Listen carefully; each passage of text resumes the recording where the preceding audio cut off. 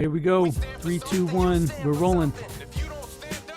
What's up, folks? We're back to another episode. This is number 6. 1, 2, 3, 4, 5, 6. Hello. Open game. Everybody say what's up to the folks. What's up, man? What's up, Angel? What's up? What's up? Oh, boys, man. Yes, sir. This is the Cryptic Cypher reunion. Yeah. Hey, look at me, got us in the house. What's up, 1-0? Hey. Yeah. We here again, ready to get into this sir. conversation with all these amazing artists. So, roll call. Who in the building? Who's in the building? Well, hey, let me start this off real quick. I want to say that Blue came up with a fantastic idea because it's been 1 year to today that we did Cryptic Cypher show at the Art Boutiki. We got special guest Dan Votto in the house, the owner. Thank you, Dan, for one and joining only. us, man. Sir. If it wasn't for him, we wouldn't be sitting here right now doing a 1 year anniversary. For real. The support of the fam, ill rated ill. I said it backwards, man. I got it backwards on it. Rated Ill's in the house too. We got Big Wine.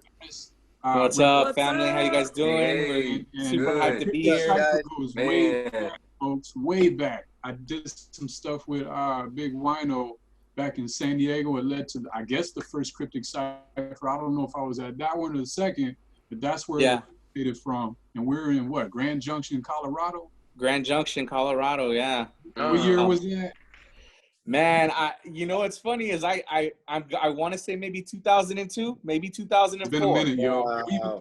It's been a hot minute. We did a documentary on DVD with that trip too, man. Still got a copy of that. But and Neeks, Ness Craven, with his successes lately. I mean, that whole squad of people you brought with you was, man, it sounds like they're doing really well. And I just recently started connecting back with all of them, so it's dope. Yeah. Some still doing it, man, and they got the next level going. But Blue was the one that suggested this for today. It just happened to land. So thank you so much for that cool idea, Blue. Yes. Dan Votto, let's kick it off with you. What is the Art Boutiki all about? Currently? No, let's start with what it is about, before all of this.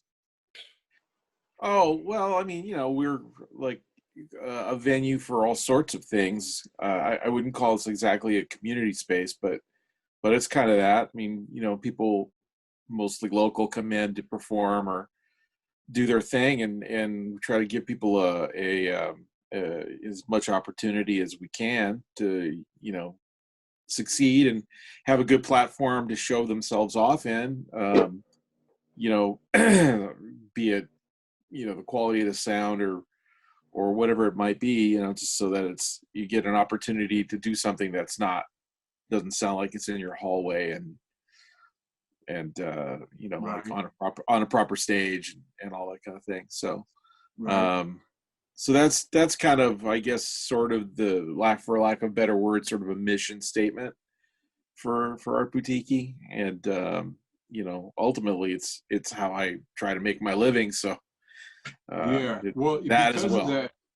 of that, I feel like it is community related. That's how I really feel. And a lot of people feel that way. So I respect you for being humble, but it's definitely a community space. Because when you go in there to watch a show, it's business in some sense, but at the same time, everybody that goes in there, they feel comfortable, like at home. Yes. They want to come back. They really dig the venue, man. So good job on that, Dan. I really support you, man. I've been around, and I'm appreciate it. Try to keep you afloat. What year did you start the Art Boutiki? Well, the Art Boutiki, as you would see it now, would be 2009. But I mean, we go back further than that. With the gallery and the publishing company and all that kind of stuff. But as far as the space that hosted live music, it goes back to 2009 to our old space on Market Street. Right. I had a chance to experience that. That was pretty cool because it was definitely different. And you guys upped the game since then. So, respect for that. The cool thing about that was, like, it just happened sort of naturally. We just sort of rolled the boxes aside and said, okay, there's a stage. And then we just built it from there, Right.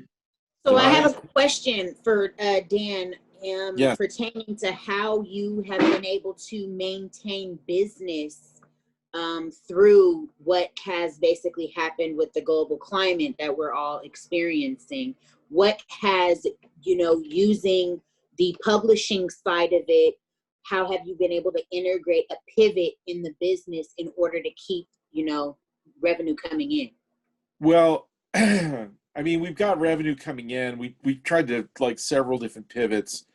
We did the easiest thing to do, and the thing what I did first was just trying to, because we serve food, and was just to serve food and beverage for to go, and then later when they opened it for outdoor dining, we converted a space in the back, which you might remember if anybody smokes, that's probably where you went to smoke, and now it's all kind of a neat little yard. But honestly, people never really came to Art Boutiki for the food, so that was it was okay for a bit.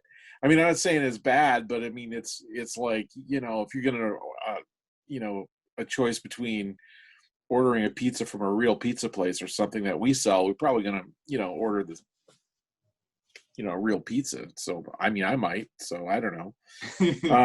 Currently we always were doing the t-shirt printing. We've been trying to up that a little bit more, and then from September we started a live stream program, but as with all of that stuff, it's really difficult to monetize, and so I mean, we're bringing a little money in, but not enough, and we're kind of hoping that there's a couple of pieces of legislation that floated out there that might get us some grants that'll help us see, some small business grants that'll help us see us through a little bit. But I didn't want to go take out loans. I'm not going to borrow money and go into debt to keep that place open, because there's no foreseeable end game for when we might be able to have a meaningful size crowd back into the place. And for a while they were talking about the music venues come back at at 20% capacities. It's like, who can make any money at 20% capacities? It's like, in our space, our legal capacity is only about 100. So it's like you're talking about a show with 20 people, and I got to have a sound guy and a light guy and door guy and kitchen staff and all that kind of stuff. It doesn't work. So it's definitely changed the game. So what is it that you're doing right now? Because it's interesting to me, and maybe some folks might be interested in as well. Well, we're doing the live streams.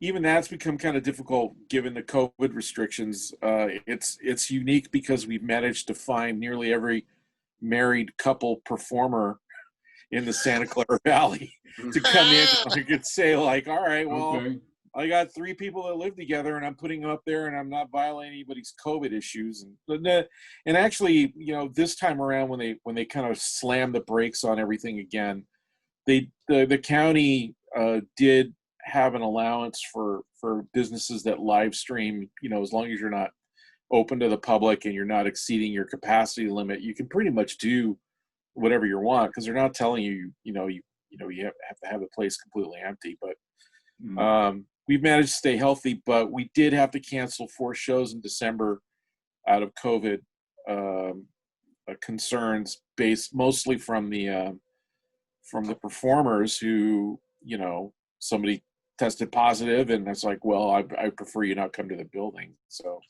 or some people, like one, anyone coming from more than whatever it is, 100 miles away has to quarantine for 10 days, and that's not going to work either. Nobody wants to do that, yeah. Well, how do people get in touch with you, or to even check out what you're talking about on your website? So just go to the website at artboutiki.com. If you go to the calendar page, it's got the live streams that are listed there. It's usually every Wednesday and every Saturday. Wednesday at 8:30, Saturday at 8. And I mean, you guys have met my crew, and Scribe knows Dustin real well, so it should come as no surprise to him as that Dustin has taken what we started with and spun it off into such a high quality production that we could literally put this on.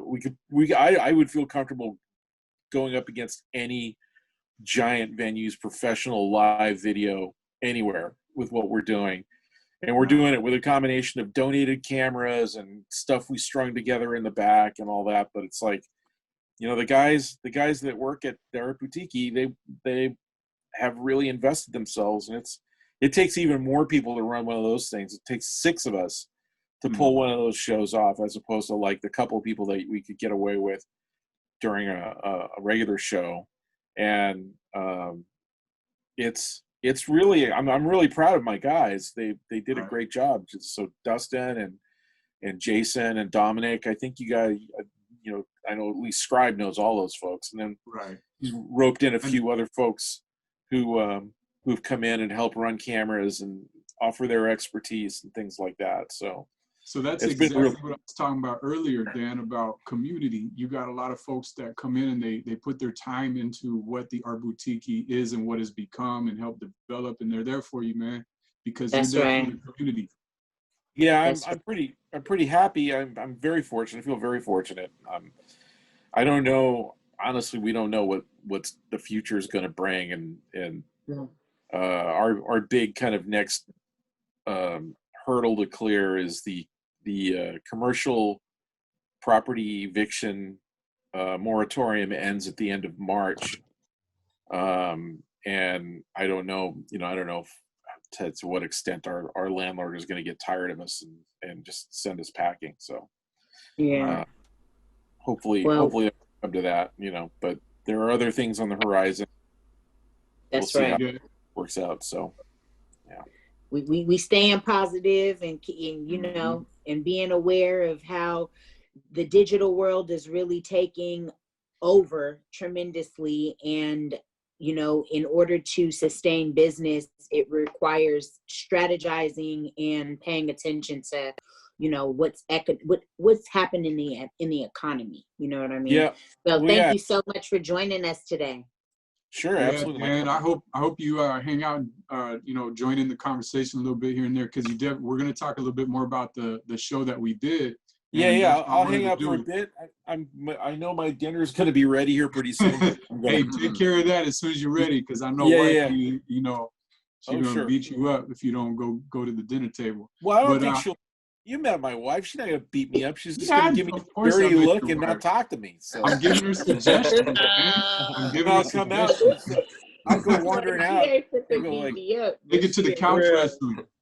No, she's gonna give him a silent treatment and look at him with the side eye, like, you already know. You on your own now, bruh. Right. She's gonna just smile and say, "Well, the food's cold now."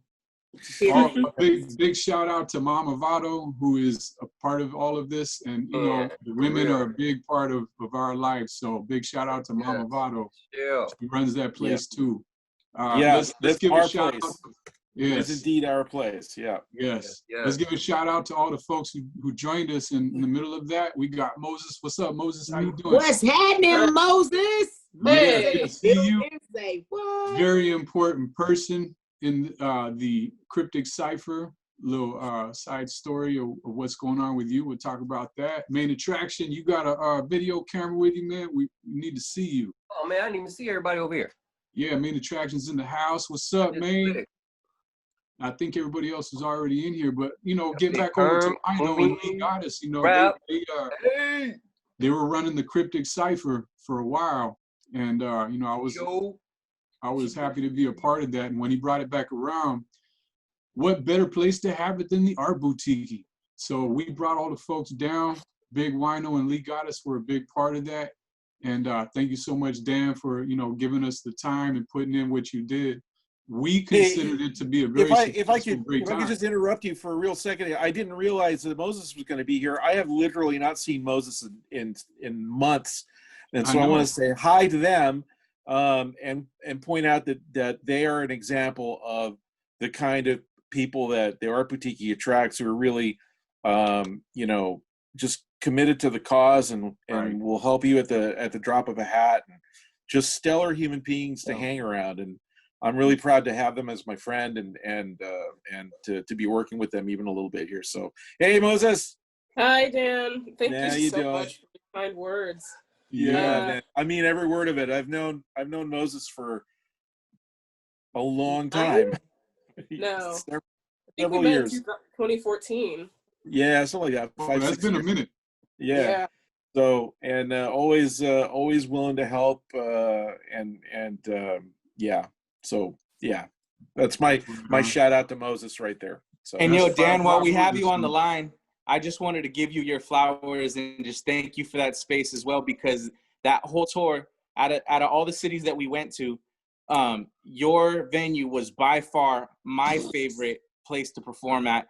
And if there's anything that we could do on our end to help or bring something there to you that might be of value, please get a hold of us. Scribe knows how to get a hold of me directly.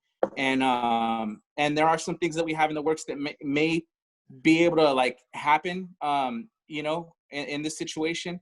And we can dive into that a little bit later, but we love your venue and we're praying that it stays alive because to be honest, it's something very special and we don't get that very often. And we've been in a lot of four walls in a bar situations in our lifetime, you know what I mean? And that is way beyond anything that we could have ever dreamt of.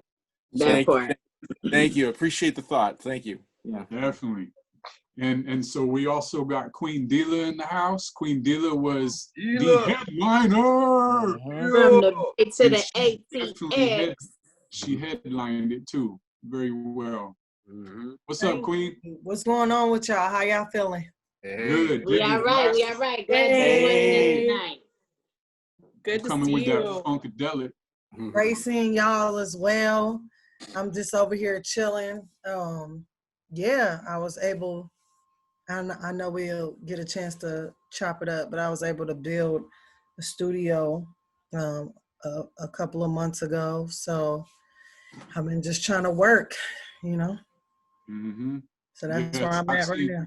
Is everybody following Queen Dila on the Instagram at the least? Because she's super busy.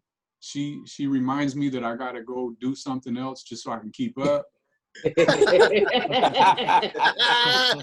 you know, when you're a hip hop MC, it's all about like keeping up, or else you're done. Listen, mind, but see, like you said, that's just the energy of hip hop. You know, we just keep it alive. And I'm looking at some of the youngsters right now. I'm trying to keep up with them. You know, so hey, join the club.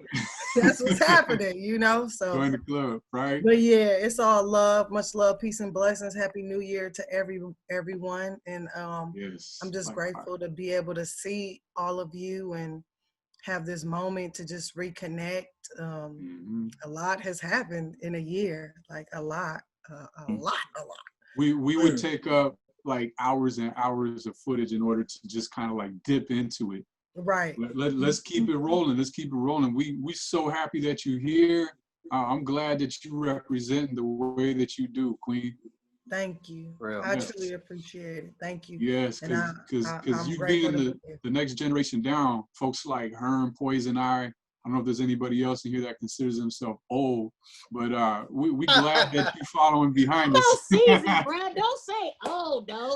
Yeah. None of us are old. I'm 18 for life.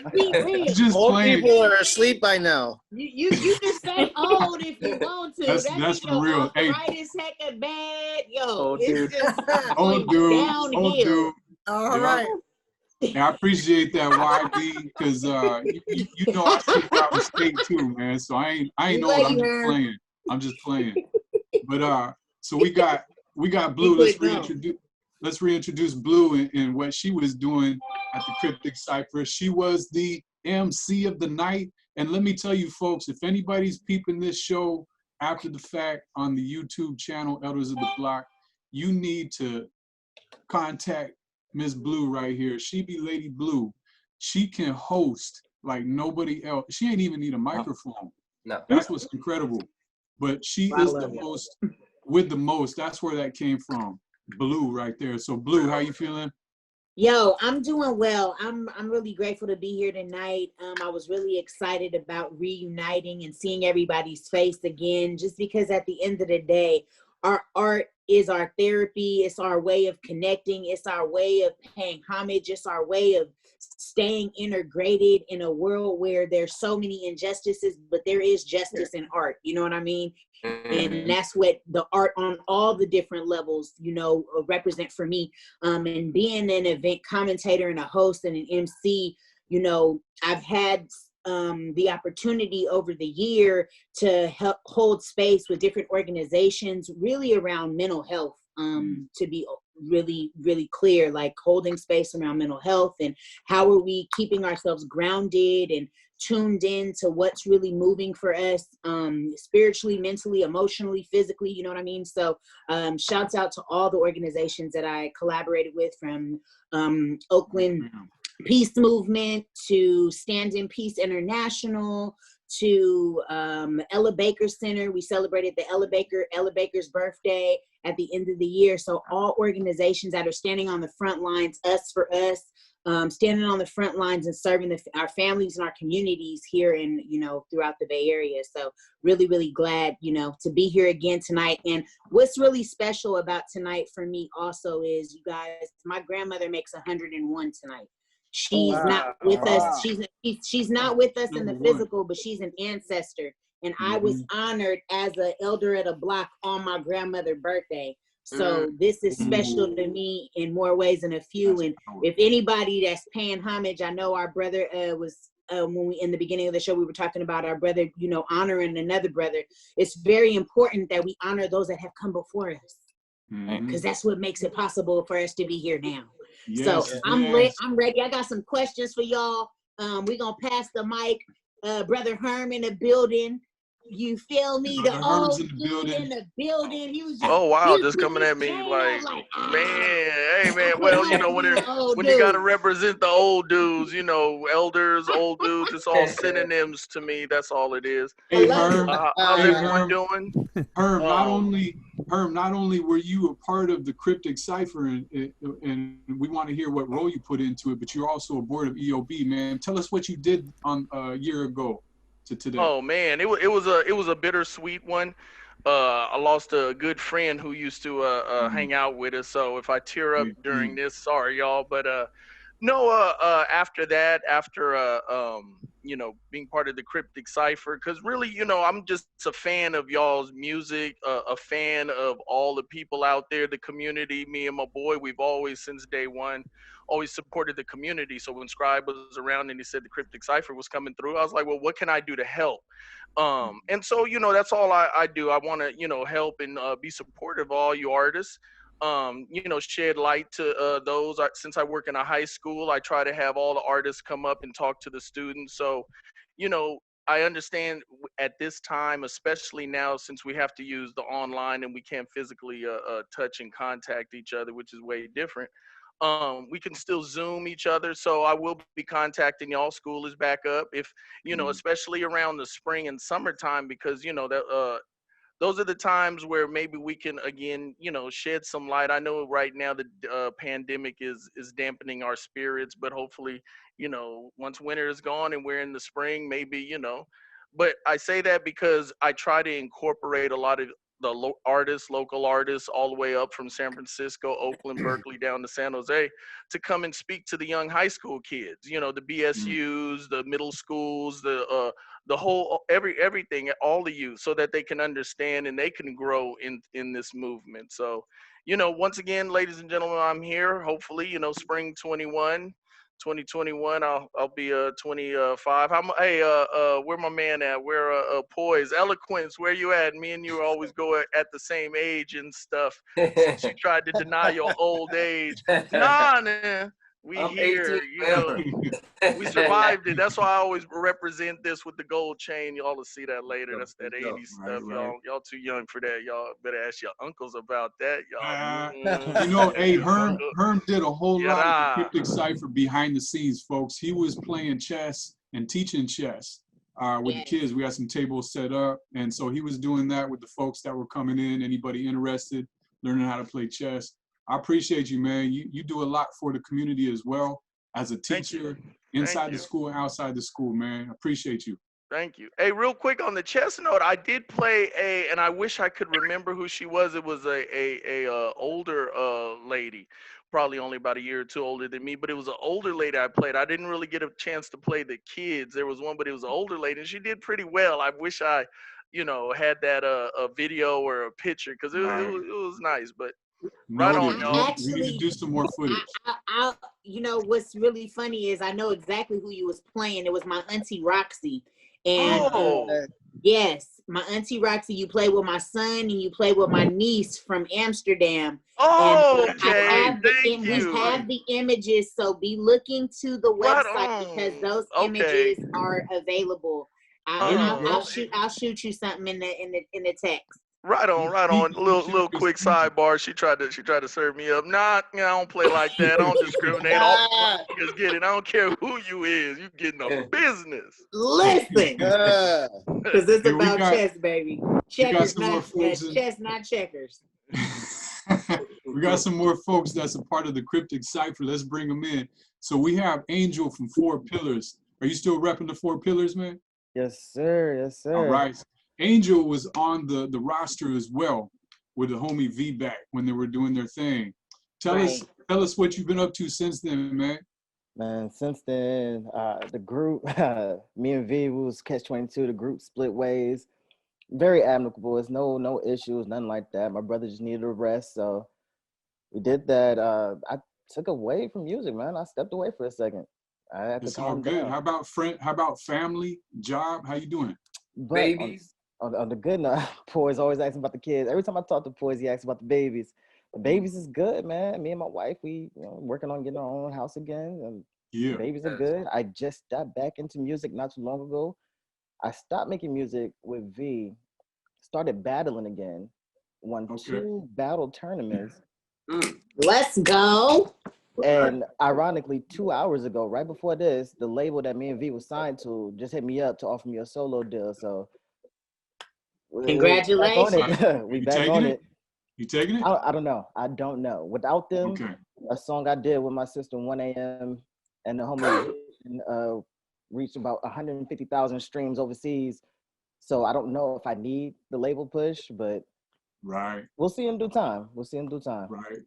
Well, we can ask YDMC's opinion on that in a minute, because this brother right here, he's been doing a lot since I met him when I first moved up to the Bay.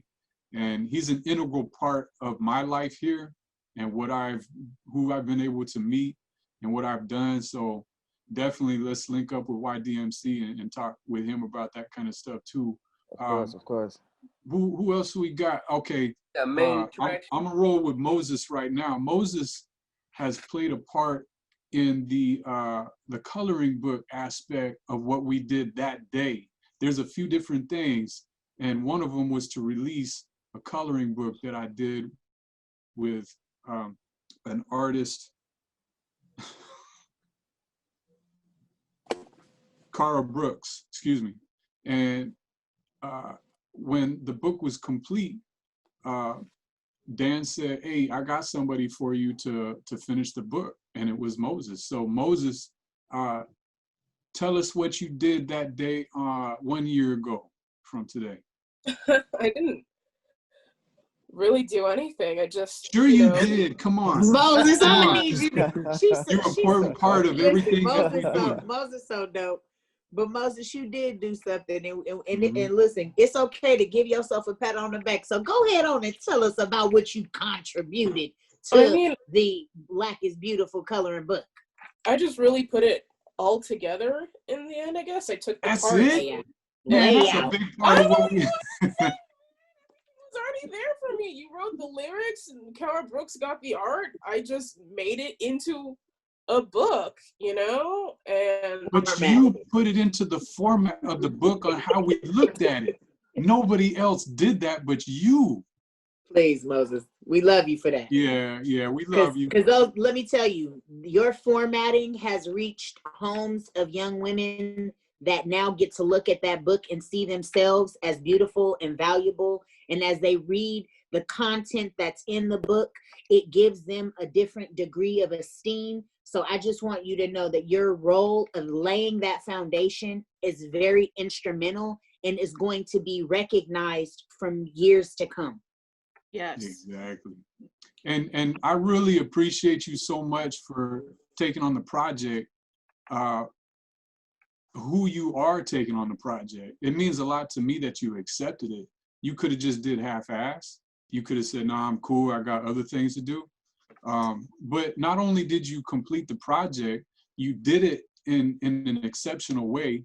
And then on top of that, you represented as a part of the family of that project. Not only once, but twice. And we only had 2 events that we did. We got stopped in our tracks. Yeah, we did. Yeah, and the COVID just destroyed us. But yeah, the book moves on, like Blue was saying. So your name is circulating out there. Your work is circulating out there. And this project is not because of me. It's because of women like you. It's because of people like you. It's because of artists like you. So thank you so much for the time and energy you put into it. It means a lot. You did a lot. Don't ever think that you were a part of nothing, because without that, the book would still be sitting there on Dan's computer. Sorry, Dan, I had to throw that at you. Yeah. It shows you. Yeah. So thank you, Moses. We also got a special guest in the house. Everybody here is super special to me. Caesar, what's up, man? One World Magazine, as you can see right here behind me, issue 6 came out. What's the date of that? Spring? It's kind of. I don't know. I don't keep dates. Dates. Yeah, exactly. E40's heads in the that was way. the 2020 edition. Period. This was the beginning of 2020, right? Yeah. Yeah. So you came through and were a part of the Cryptic Cypher. You had a booth. You were representing the fullest, man. I appreciate you coming all the way down from your hometown. And we had some in the works with One World Magazine. Caesar's a good dude. He's been doing this for a minute. I found out about you, One World Magazine, back when I was in San Diego a long time ago. The homies was getting up in there. It was circulating around in the streets. And I had your info like in my book of list of people to contact for years.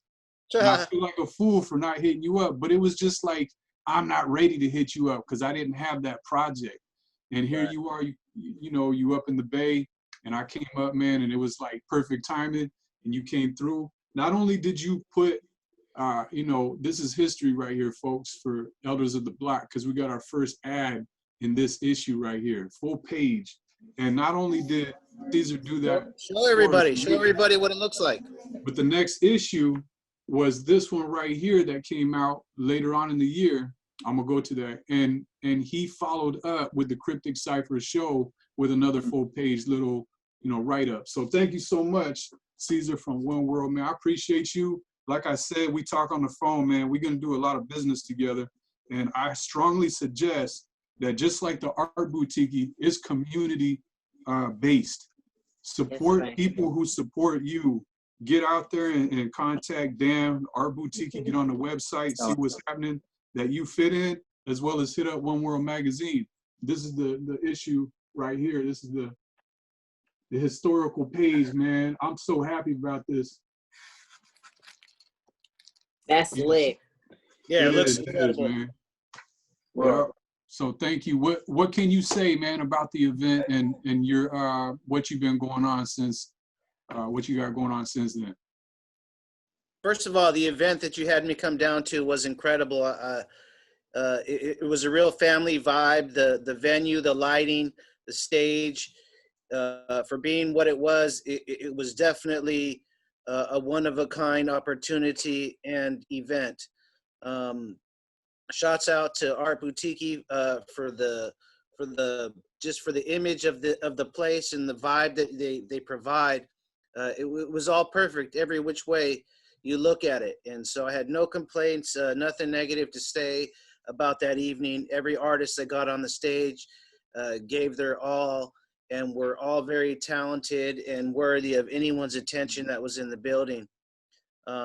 Since then, all this crap that's going on in our community and in our world right now, it's got everybody, you know, not on stage anymore. But the blessing is that my physical magazine is still publishing, and we still keep coming out with new issues.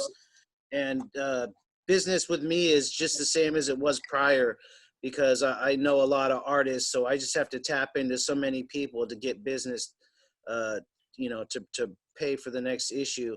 And so that's what I'm doing now. I'm just hard at work trying to put together the dopest hip hop magazine that I possibly can, with the most talented people that I can, and then with the most serious people that I can, because it's not only talent that gets in my magazine, it's business, and good business. And so, because I mean, we have to realize that a lot of the music game itself is business. I'm not here to talk about how good any of you guys are, because you guys already know how good you are.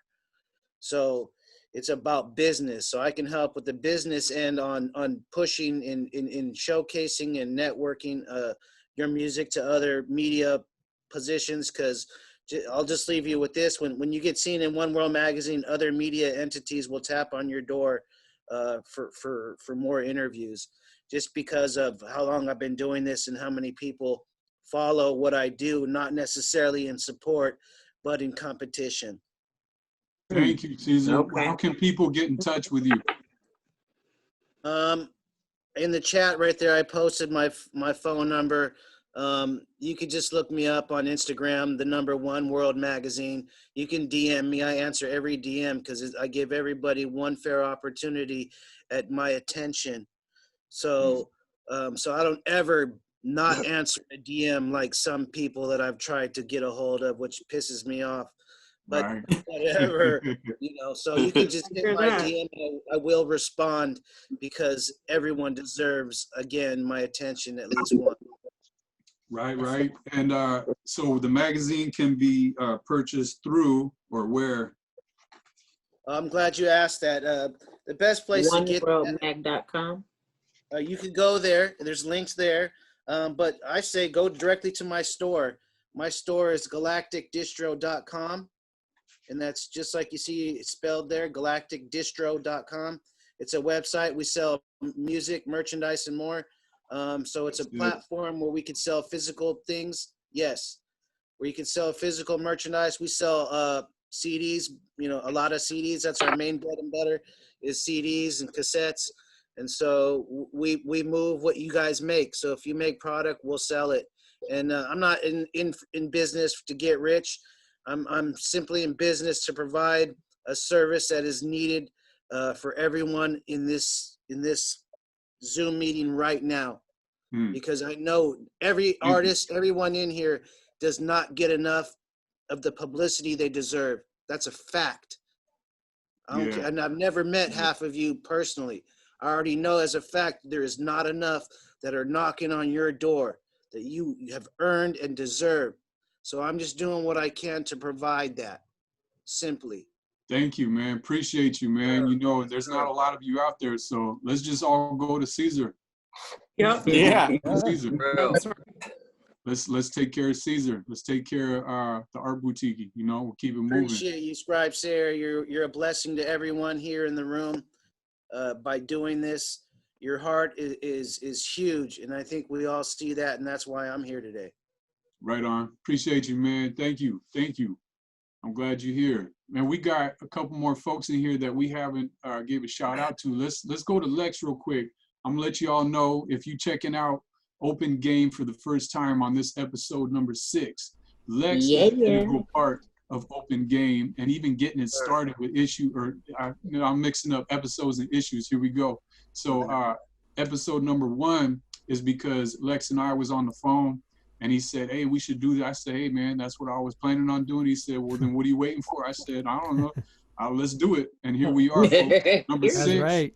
We're, I appreciate you, man. It's big shout out to Lex. Thank you. We met in some interesting circumstances. And since then, man, he's been representing to the fullest, super underground hip hop head, and really, really cool dude, man. I trust this guy right here.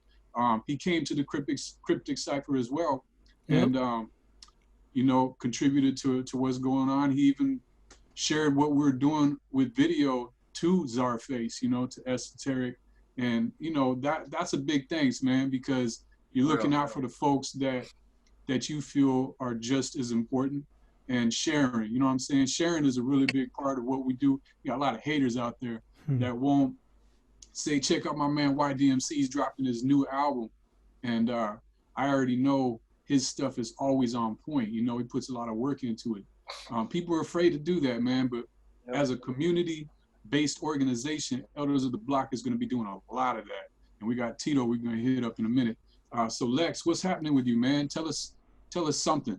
No doubt. It's great to be here. It's great seeing everybody. I can't believe it's been a year that just kind of flew by, but dragged at a snail's pace at the same time.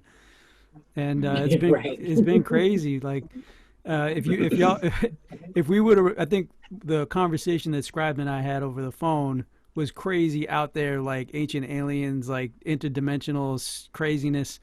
And afterwards we were like, we should have recorded that.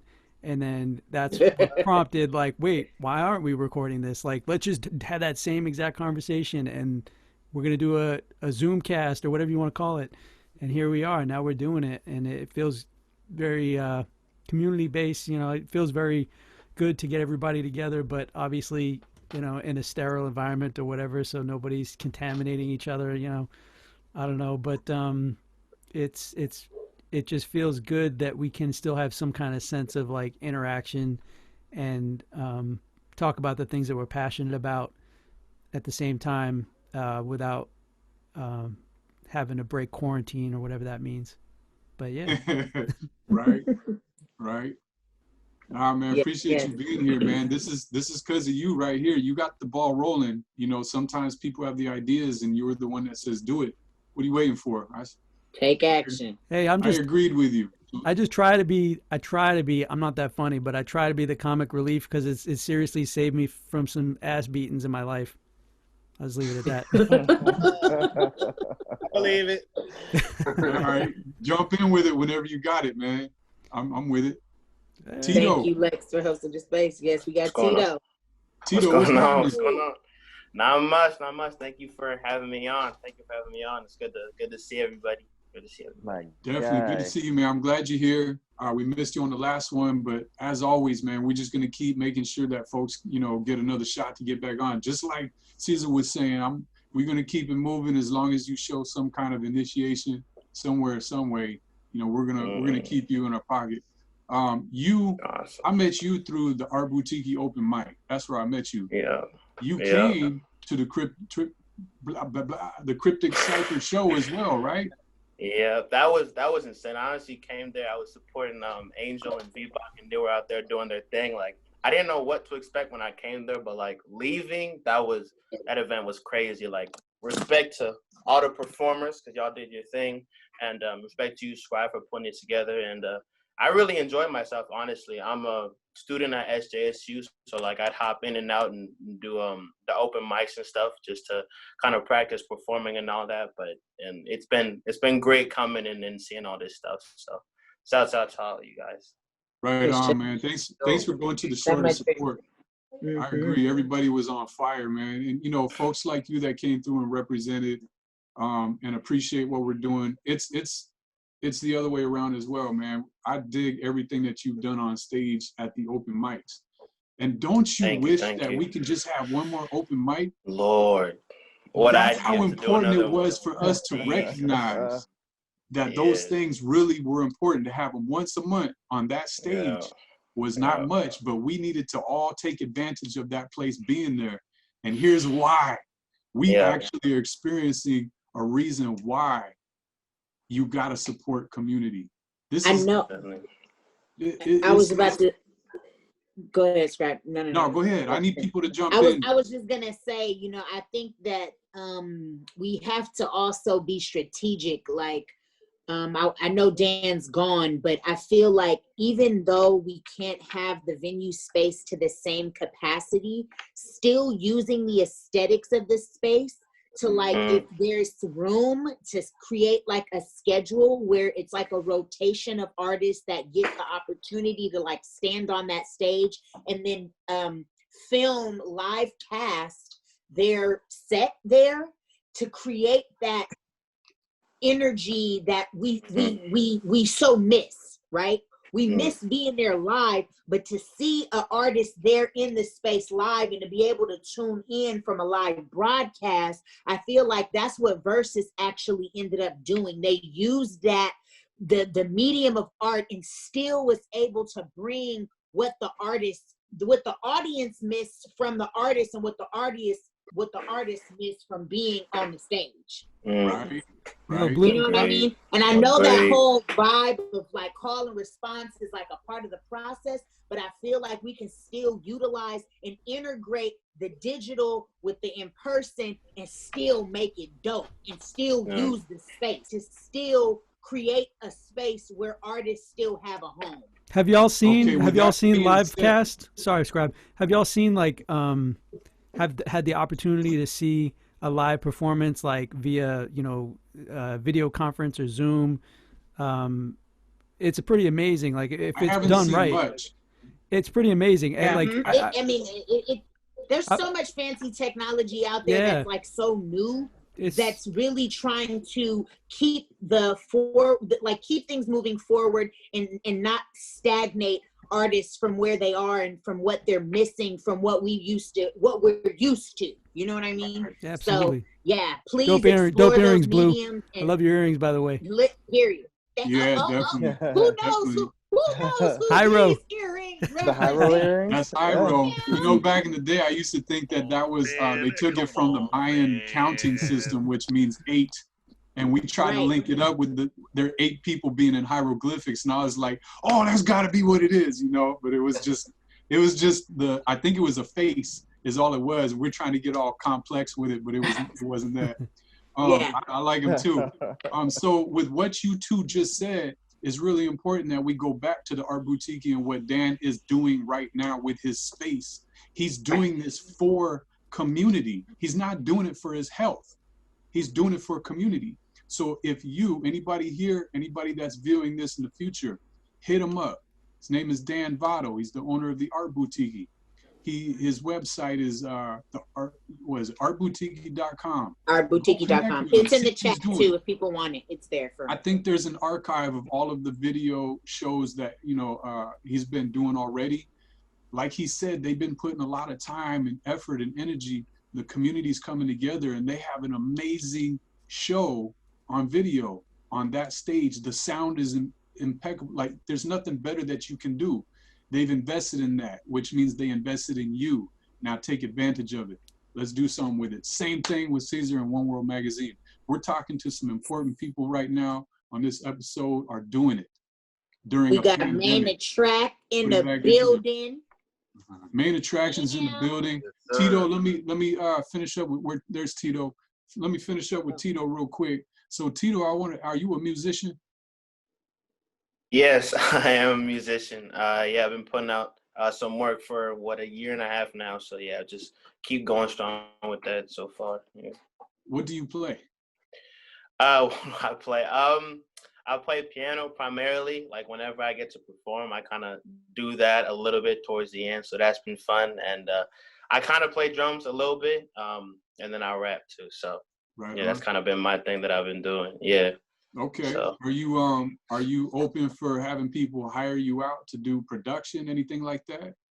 Oh, I'm totally open. I'm side note studying to become like a audio engineer and a producer. So like if anyone wants any production help, anyone wants anything mixed, like for sure you can definitely hit me up on that. I'll put my contacts in the chat so y'all can hit me up whenever you feel like you need something. But yeah, definitely I'm open to that. Really, really am. Okay. And any way for people outside of the meeting today to be able to connect with you, maybe on Instagram or something like that? You want to throw something out? Yeah, I have my Instagram name is really long, so I'm gonna put it in the chat, and then I have a YouTube too, but I'll put all my contacts and my socials there. So if y'all want to tap in, I'm definitely open to collaborating features, all that. So yeah, I just want to thank you again for having me up here, Scribe. Appreciate it, really. For sure, man. Also, I'd like to touch on you've been doing a little bit of videos and stuff like that, right? Some film, short film? Okay. Yeah. It's kind of more for what do you say, like, it's to promote the music. There we go. I didn't know what I was thinking, but it's kind of more to promote the stuff. So definitely whenever I have, you know, singles out, I'll have videos, and then like when the album comes out, I'll have like a short film to kind of use that to promote the album. So it'll be coming out a couple months. I still have to work on, you know, editing and setting the shots and stuff. But I've been kind of trying to do all that stuff in hopes that, you know, at the end of this year, you know, it being Corona and stuff, I have some stuff that I've done for myself. So that's kind of been what I've been doing. Yeah. So the music and the video stuff. Yeah. Anything else you want to include? What you've been up to this whole year? Whole year, honestly, school. That's been the biggest thing. Like, try not to fall off on that. Everything's been online, and it's different too, because like waking up and just looking through a camera is different. It's not the same. It's boring. It's hard not to fall asleep during classes and stuff. But it's been a journey. I think it's good though, because when we get back, I'm definitely not gonna take stuff for granted, because that's honestly been the biggest thing. Like, with not being able to perform at the Art Boutiki, not being able to go back to school, like, you know, being in the pandemic, it definitely made me reevaluate a lot of the stuff that I didn't do. And so when this stuff ends, and hopefully it ends soon, I'm definitely gonna make sure to take advantage of stuff. So yeah. That's what's up, man. Thank you for joining us, Tito. You looking forward to our segment coming up soon? Looking forward to it. Yes, me too. Well, we got Kerry Campbell that joined us. What's up, Kerry? AKA BC's in the house. Me and this cat go way back. Can you hear us? Where's your video, bro? There you go. There he is. Man? What's happening, Kerry? Good to see you, fam. Peace and blessings to everyone out there. I hope y'all feeling good. All right. I'm just kind of backseating back here, listening to everyone's great ideas. I really like all the things Cesar had to say, everything Lex had to say. I really like everyone's introductions. I kind of missed what you guys were talking about, Moses with the book. That sounds very interesting. I'm retired from that industry. I would, if I suggest anything to anyone here, I would say you guys are so smart and intelligent, and you're doing so many independent things. I would supplement my independent work with actual industry work. I think that you beating down doors works. And creating lists of companies and people you want to work with, and then beating down those doors actually works. So with it, if you guys need a CV from me, when I was young, I worked with MCA label, and I did a lot of work in LA. I did a lot of work. I did a lot of, opening shows and talent shows. I did the Roxy, the Good Life. I used to run something called the Underground Improv. Then on the East Coast, I used to do something called the Buddha Bar. And I worked at a lot of labels, starting out as interns and then juniors and then assistants, Profile, Polygram, Def Jam, Turner Studios, Chun King, Battery, Hit Factory, Sony, Electric Lady. And then come on. I didn't get a lot of props, and I didn't get a lot of, name recognition, but they had to pay. I always was trying to collect, checks, cash. I would tell you, back to what Caesar was talking about. But a lot of it came from a lot of effort and a lot of beating down doors, and then deciding who I wanted to work with and who I wanted to be. And my favorite story I like to share is that when I was working at Chun King, I was doing a lot of work. I was doing physical construction work, building, electronics work, everything, phone work, just basically every job under the book. And one day I was sitting there, and Dan came in, and he showed up. It was like 1 in the afternoon. He said, "Give me the keys to the Miata," and he dropped off the keys to the Forerunner, and he went upstairs and smoked something some weed on the roof. Came down, hooked up some instruments at the time. I didn't know what they were. Actually, it was an oscope and a spectrum analyzer, and he tuned some things on the board, and then left. And I was like, "Who's that? How do I be Dan?" And then later somebody told me, "Oh, Dan works at Columbia. He's a professor." And I was like, "Whoa, okay." But you don't need all that Dan education necessarily. You just need to make yourself valuable and fill the holes that no one else really wants to fill. That's right. No one wanted to do Dan's work, actually. But Dan was baking, and I was like, I'll do Dan's work, and whatever I needed to figure out how to do what Dan is doing, I'm there. And supplementing your independent work, which I think is the most important thing, staying independent, owning your own stuff, doing your own thing, but supplementing that with industry jobs is a real way to get cheddar and to know people. You like just your network just expands, and just you start. I actually used to get work that I would actually have to turn down because I was like, well, I just have no time, bandwidth to work on that or to do any of that. And these were actually cash paying things, and I was like, wow, this was in my good years, in the industry. Right now, I switched to a different industry. I'm in technology now,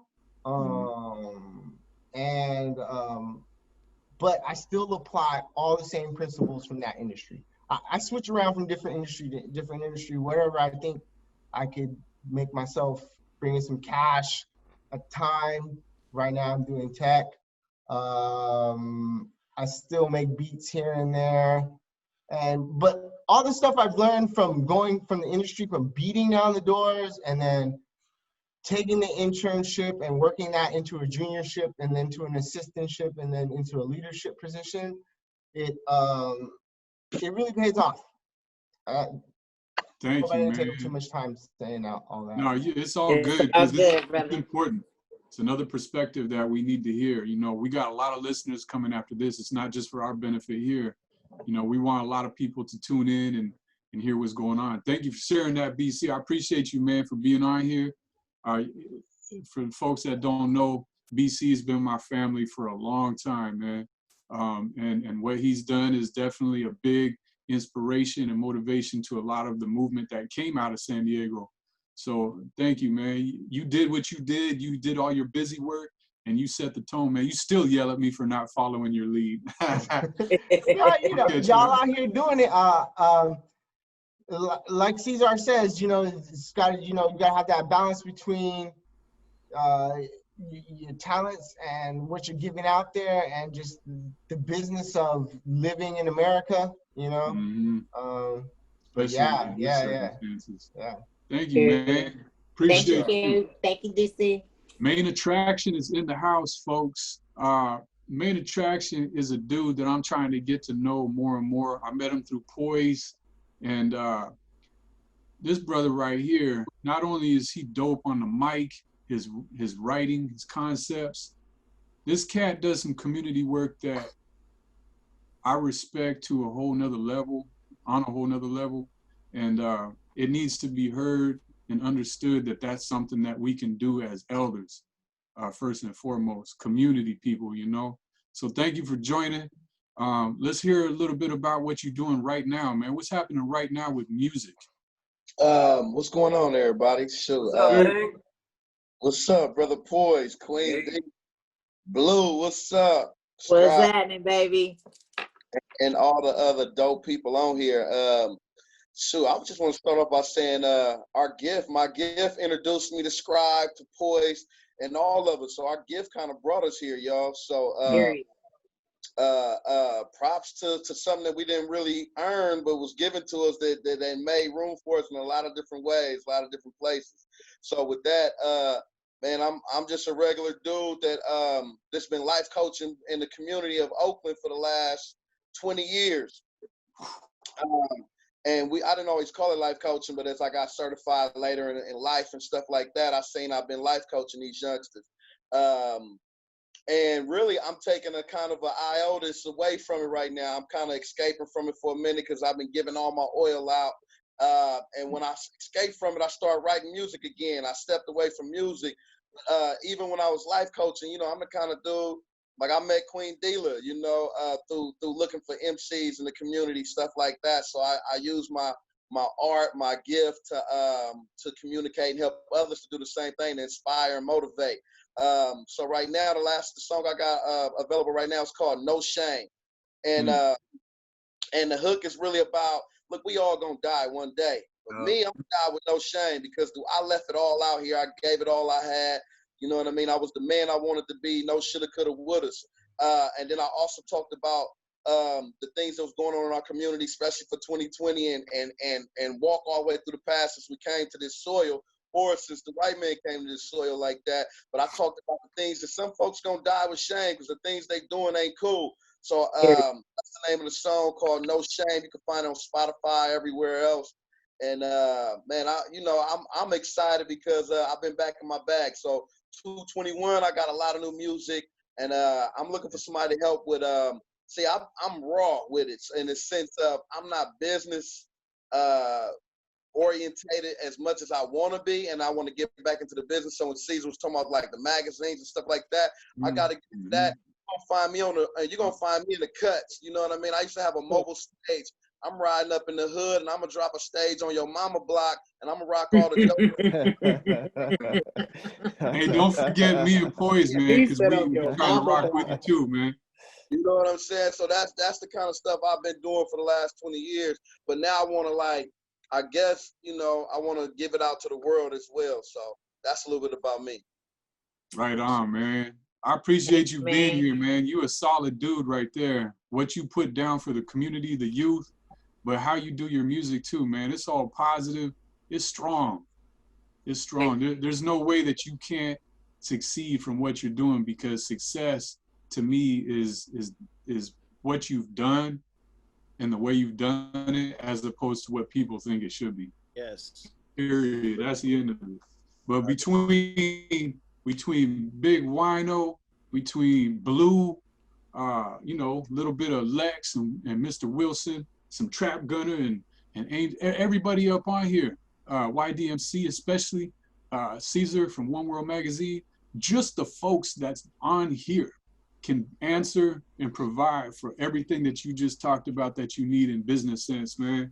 We all got it. We can contribute. I think that this is an example we're trying to set with open game and community service, is to provide for those who, what BC was saying, you know, you got to bang down those doors. You got to let them know that you're there, and then just make it happen, because you got everybody else that's going to be right behind you, helping you out, man. Speaking of that, just to pop on the back of that, with Main Track, can you holler at the audience and let everybody know where, and this goes for anybody else that's got something they want to plug, where they can access your new track or your music?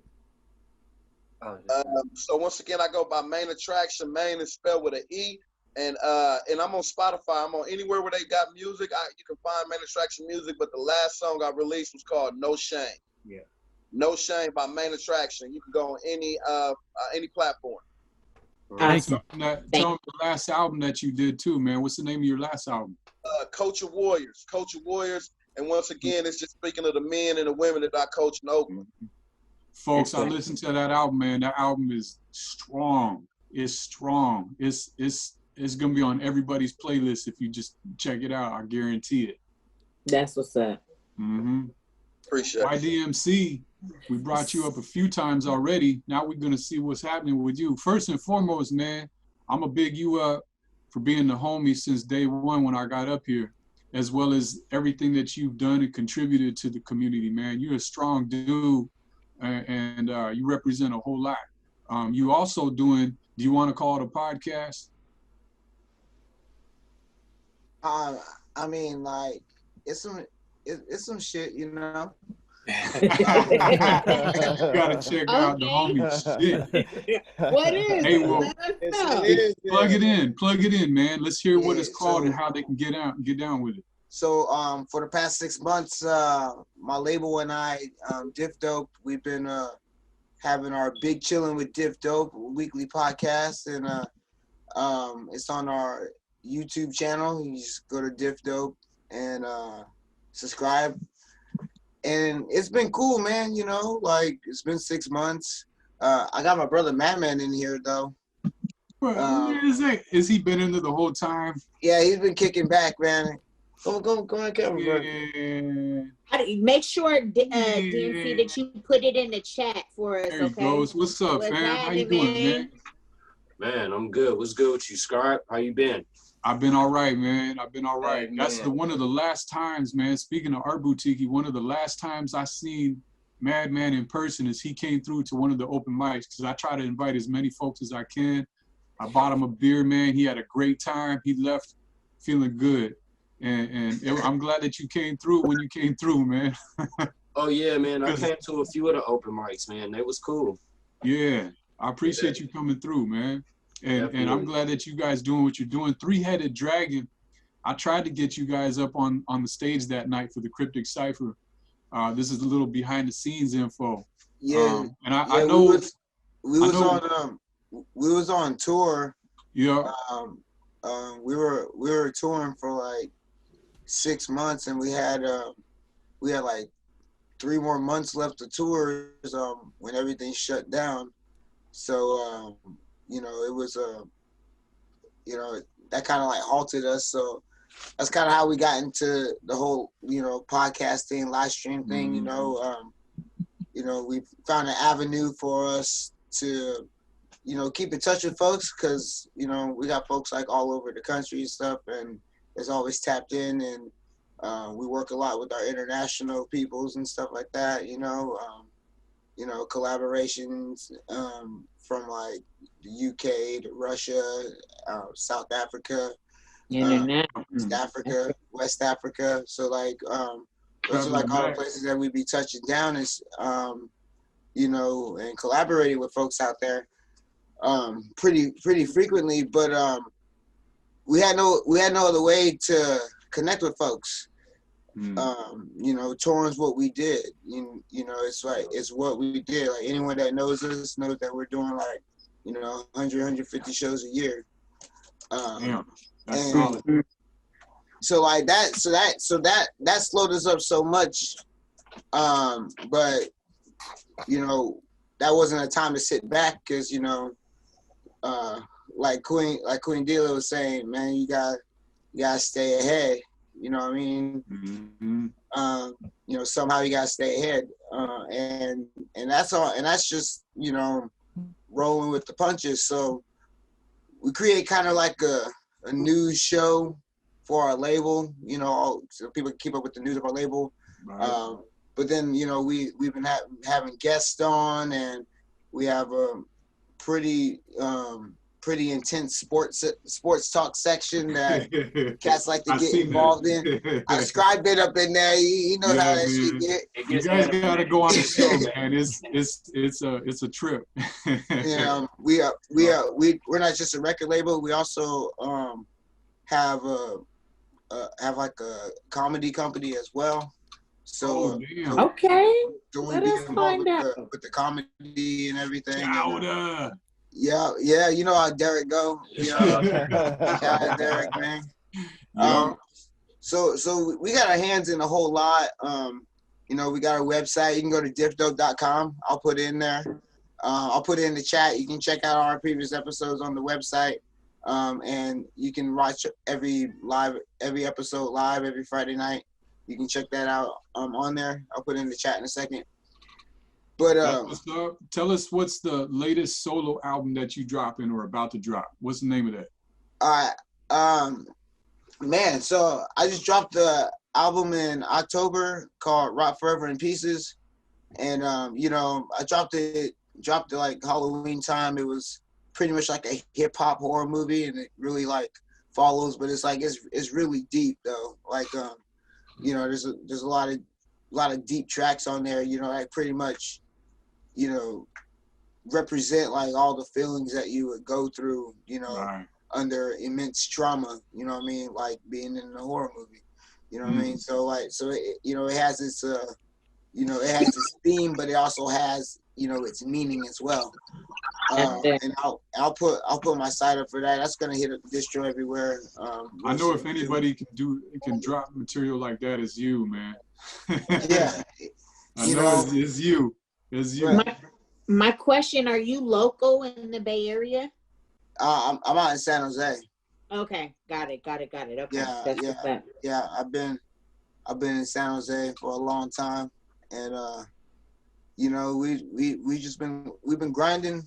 I missed what some of y'all was saying earlier. I had a little disconnection issue, but you know, mad respect to anyone that's just like pushing anything of their own in general. You know, I've been on the just like all over the place on every end of music, from graphic design and, you know, video production, you know, beat making, sound engineer, everything. Show promoters, sound man at the show. You know, like I've literally like been on every single end of this music thing. And you know what BC was saying is like, you gotta make yourself available. It means that like there's more to it. There's always more to it than just the music part. You know what I mean? Like I meet phenomenal artists everywhere I go. Like you know, definitely different put that states, down, cities, man. regions. Everybody do this shit, man. Like, you know, like everywhere you go. But what makes people special is not how special the material is, but you know, how they put a special foot forward into making it known that they're making that special material. That's really what it is. And it's a different formula for everyone. You know what I'm saying? Like some people can push the pavement. Some people are you know, for whatever niche they're in, you know, are fine just sitting back on the keyboard and promoting. You know, some of us have been through several eras of promotion that, you know, had to learn in order to adapt and to stay on top of it as it is. So and you know, some people will need the serious push. Some people need the laid back, you know, comedic push or whatever like that. Like everyone's got their own way in it. You got it, man. You so nailing it. You gotta find your way. And once you figure out your way, if that's what Cats is really feeling, you know, like put the nail in it, you know, and step on it. You know what I'm saying? Like that's how you really find your way. Like you can't always be measuring up what the next man is doing, because you gotta think laterally, not linearly. You know what I mean? That's how you're going to get ahead. Between you and BC, man, you guys killed it with that. It's inspirational what you both have said and reiterated upon each other. So I'm definitely going to be going off of this episode and thinking about all of what you guys brought to the table. Madman, what you dropping, man? What's your next one? So y'all can look at, well, actually, y'all can check out my first album now. That's on my Bandcamp, madmanofrdv.bandcamp.com. It's Welcome Me to the World. Dropped that one earlier this year, or earlier last year, excuse me, and around summer. And I'm looking to drop my next album this year, early 2021. It's called No Second Guessing. My single off that album should be coming soon, called In Your Speakers. So y'all look out for that real soon. You guys are hella busy, man. You guys are exceptional lyricists. Your styles, man, I dig you guys. And even coming together to create Three-Headed Dragon, it's just like, it's over, man. You know, you guys represent to the fullest. I'm proud of you guys, what you do, man. And actually, you just reminded me to let y'all know, also look out for the Three-Headed Dragon album this year as well, Scorched Earth.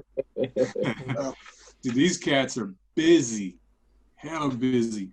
Yo, Every Scribe. time I talk to them, they got like 80 albums. What up? So just want to give a heads up, everybody. We've gone a little bit over time, so if anybody's got to bounce, feel free to. But we're happy to keep rolling and keep talking and everything. Here's a crazy idea. Unless Scribe, you got something else on the agenda to talk about at some point. Might be wild if anybody's up for a freestyle, but don't hate me for that. If anybody, Oh no, I'm with that. if anybody's feeling what I loose, do. We go until 8:30, right? yeah. So Our usual 2 hours. yeah, I mean on the it's all good. I'm down to go for. Okay, as late so as we got anybody. just over 30 minutes to go. The next thing we trying to do, we wanted to get through everybody and see what everybody's been up to for a year, and make sure everybody checked in. What we wanted to do was some hip hop trivia, because we all came to the table with some questions. I'm hoping everybody got at least one. At least one.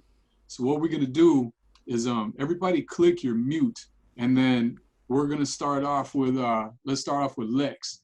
Lex is gonna be the first one to kick it off. He's gonna choose who he wants. He's gonna ask his question. That person unmute and answer, hopefully within 5 to 10 seconds. If you don't, you gotta mute your mic if you don't answer it, and then Lex, or actually the person that doesn't answer it will pick somebody else, but just make sure you mute your mic. The only time you keep your mic open after that is if you've answered a question successfully. So let's try this out. If the rules need to be stated again, let me know. But everybody go ahead and mute. Lex, kick it off. All right. So first I'm gonna pass it to Blue. I'm gonna ask you a trivia question, right? We're directing this at one person, right? Or, all right, one person. All right, Blue. Hip hop trivia. What was De La Soul's second album called?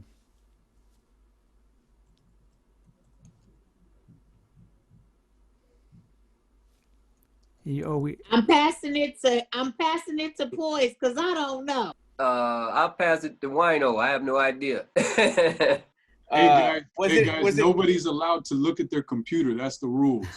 Okay, so 3 Feet and Rising. That was their first album. That was their first album. So is De La Soul is Dead? Was that their third album or their second album? That was. You're correct. Oh, with the donkey. Oh, I had the copy. Wait a minute. I had the copy. BC, the release how did you get in from this, the label? And it had donkeys all through it. So they, because before people would dub tapes and then sell them, and you go bootleg tapes. So I had the. Are you talking about the bootleg second album? No, this wasn't bootleg. I got it from the label. The label gave it to me. But they used to put little track tones in the background so people wouldn't bootleg it. They had the donkeys. It was like, all right, let's freeze real quick. Before we get too far, how did you get in this, BC? You didn't get caught on yet. No one else could answer the question. No, okay. So rookies. Wino had to pass to somebody if he couldn't answer it, right? Well, then I passed the homeboy and he got it right because he got it right. Did you pass it to BC? Okay, let's just say you passed it to BC. I passed Whatever it to happened to 3 Feet High and Rising? That was the first album. Okay, and then it was because I know De La Soul is Dead, 1991. It came out. And then Balloon Mind State. Jeez, these young folks, man, don't let. Balloon Mind State was the one with the donkey. Balloon Mind State. That's a story, man. That's hands That's down. the real shit. That is the best album, Balloon Mind State, by the way. That album forever, timeless. No, it's not. No, it's not. Oh. It's not the best album. The stakes is high. Come on now, the stakes is high. Pretty good. Second best. Okay, so pretty hot. So Lex, stakes is high. So Lex, mute your mic because you're done with your first question. BC, you got to open yours and you got to ask a question. Oh yeah, I was only able to come up with one so far. I know we were supposed to come up with 3, but mine was what was the name of the hip hop duo Cocoa Brothers before they were forced to change it from trademark infringement? Uh-oh. Who you calling on? It's Boot Camp. That's that Boot Camp clip. It was That's the if you don't know who Cocoa Brothers are, they're part of boot Who are camp. you appointing to answer the question? Oh, I don't know. Who's next? YDMCA. YDMC. If I said YDMCA, YDMC. Nah, I don't know that one. All right, pass it to somebody then. All right. Dang, there's hella young people in here, Moses. amateurs. Well, you gotta pass it to Herbs. You don't want to pass it to Mr. Wilson to you. You don't want that. Let someone else answer that question. That question is just too, for a man like me to answer a simple question like that. You're insulting me. Let someone else. I choose Leo, the goddess. Now, that's what you get for pointing your man out. She knows it too. I don't know the answer. You don't know this one? No. I play him all the time. I know you do, but I didn't know the answer. Ooh. You said you did. I know the answer, but you didn't He call knows, on me. I don't. And he didn't tell me. What if I give? We don't cheat. So. What if I give half the answer? Scribe, you're the boss. Now you gotta call someone out. You gotta call someone out. Go ahead. You're in the same Rhino square gets as half the Big Guy, so you're a answer, team. Angel for Pillars gotta finish the second. It's Fifth and Wesson. There it is. Come on, man. I knew that. I know. Come on. Amateur night at the Apollo. Yo. All right, so you get to ask the question now. Keep your mic Okay, open. so But you have to pick someone. I'm gonna pick. Who am I gonna pick? I'm gonna pick Wilson. We're gonna pick. What is that's That's MSTA? Mr. Wilson to yeah. you. That's Mr. Wilson to you. Get it right. Oh, wait, right. All right. This got to be a straight out the gate first answer because you talk too much shit. Hey, yo, I got 3 questions too, so I'm gonna pick the one that I think you should absolutely know. Okay, this is the third topic, you guys. It was groups and crews. Now, who is one of the 2 founders of the Styles Elements crew formed in 1994? That one, I do not know that kind of underground hip hop. I am so sorry.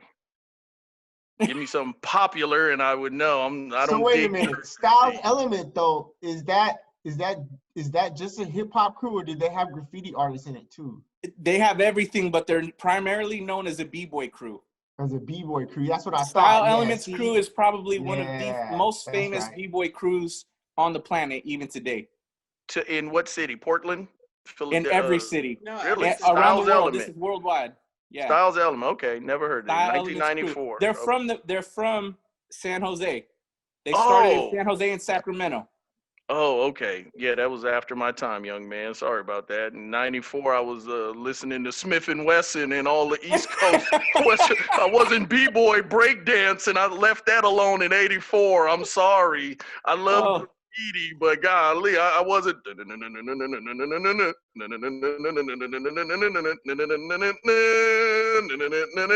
Sorry, brother. I can't do that no more. You should have stuck with it. It's coming to the Olympics in 2024. That's breakdancing. That ain't strutting. What are you talking about? It's gymnastics, motherfucker. Get you. No, I'm just messing with you, brother. I didn't know that one, so you got me on that one. So pass the mic. Oh, it's on me? Or yeah, the person that can't answer passes it to somebody else. Oh, okay. Well, shoot. Let me hit who's left around? You know what? I want to hit my man, your friend and mine, Eloquence, aka Poise. Mr. Montgomery, I want you to hit us with something. I got you. I had some other questions, but I was trying to make my questions where I have a personal experience with it. So my first question is, and this is for anybody, of course. Name 3. Hey, you got to answer the question, Poise. Huh? So Wilson didn't answer the question. What? Gave, so he's passing it to you to see if what was the question? So the question again is. Oh, my bad. The elements? Oh, you talking about? Yeah, I don't even know what that is. I have no idea. So I got to pass it now. Yeah. Okay. I know Angel Pass it knows. to Pass it to Scribe. him. Pass it to Angel. He knows. Angel. Yep. I'm passing it to you. One of the two that found it.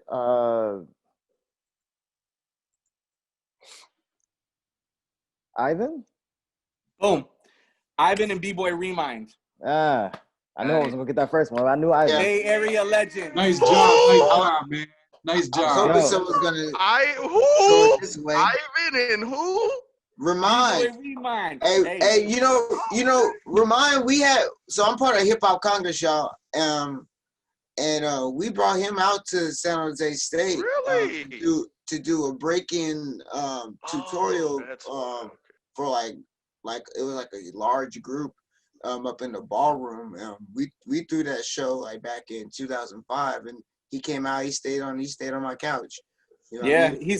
he's super down like that. And just as a side note, breaking is going to be an Olympic sport in 2024. Yeah. And we're a part of the group of promoters that's going to be throwing the qualifiers for USA Breaking. Yeah. Real dope. So there's going to be qualifiers in every region. Your guys' region is also going to be represented. So if you guys are interested in that, there's some ways that you can get in touch and tap in if that's something that anyone would be interested in. They're looking for people to come support. I broke my knee last March. Does that count?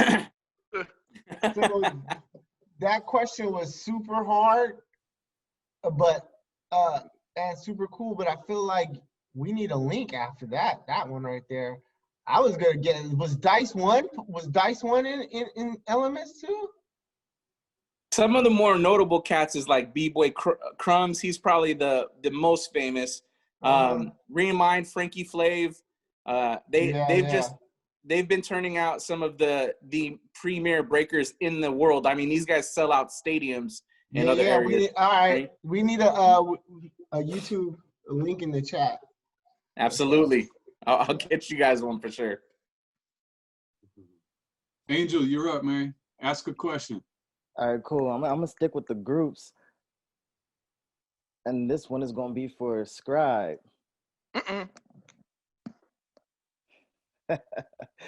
So, who were supposed to be the 3 rappers in the rap group The Commission?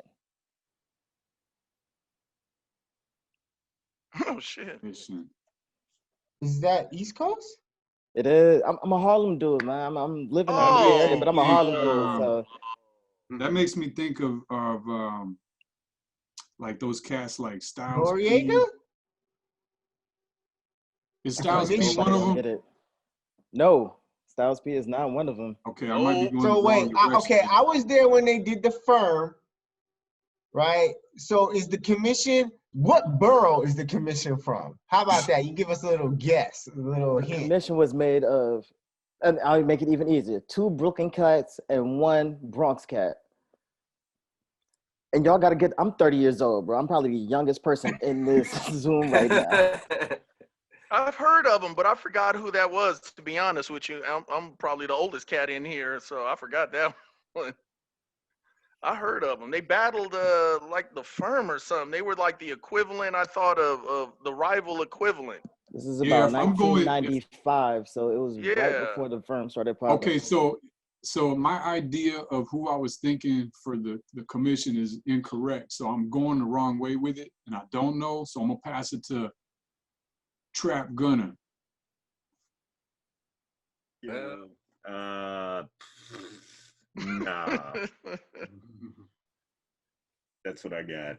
Can I stab at it? Pass it to somebody. Can I stab at it? Go ahead. Oh man, you've been talking all night. I bet Lee's got it.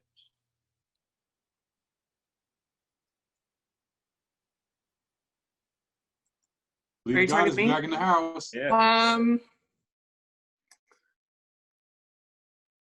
I want to say commission. Can we get a lifeline? Yeah, I know. who was supposed to be the original, like who was supposed to be in there Yep. originally. I got like 6 people, and all of them could be interchangeable with the firm. I can give you one more guess, but then I probably give it away. I mean, hint. Give us one I more can just- hint. 2 of them are dead. Oh damn. Oh, oh no, wait, I'm thinking. Yeah, I'm gonna have to pass to. Big L.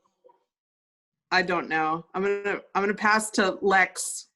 Oh, sorry, I had to get up and use the restroom. Elders of the block. I got the bladder of an elder,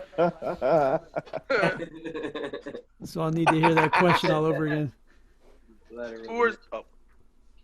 Who are the 3? Who was supposed to be the 3 members of the rap group, The Commission? That was supposed to be. And you said one of them was from the firm? Nope. Oh wait, was someone said something about the firm? I don't know. I'll take a guess. You got any hints? He said 2 of them are dead. Is it Ron Jeremy? Everything I had. The Commission. It's a New York thing, so I was thinking it was Biggie and all them. Yeah, it's not Biggie. Little Caesar. That's one. I give you big. That's one. Oh, okay. Yeah. Biggie. It was a super team or something. Wait, it wasn't supposed to be Biggie and Tupac, no? No. Yeah, that's Not East at Coast, that West time. Coast. Definitely not. I'm like, maybe that's how Faith So got in the mix. Like, Biggie is Bed-Stuy, so was that one of the big pun, son. What's Yep, up? that's 2. Oh, okay. What's up, son?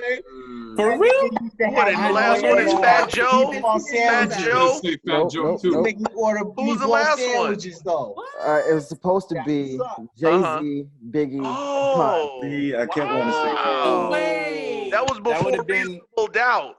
That was before. Missed the memo. That was before Jay-Z and Fat Joe had their issue. Oh, that's right. That's crazy. Yup, that is. Man, I'm young surprised. man I'm reading the surprised Source Rhino didn't know that. They got a Heck no, song. I They didn't. actually got a song on the Biggie Duets album called "The Commission" with Fat Joe, Big, and Jay-Z. Supposedly, what's supposed to happen. Great song. That would have been a crazy project. Pun is one of my favorite rappers of all time. That would have been great. Yeah, Winos too. That was a good stumper, yo. Yeah, that was a good one. So nobody answered that. So you get a prize, Angel. Trap, you got a question? Yeah, I got an I easy get a one for you prize. guys. I got a prize. I don't know. Let's bring it over to Trap for the question. Everybody mute. All right, guys, we got an easy one. We know that he just passed. We wanted to know the very first MF Doom album, 1999.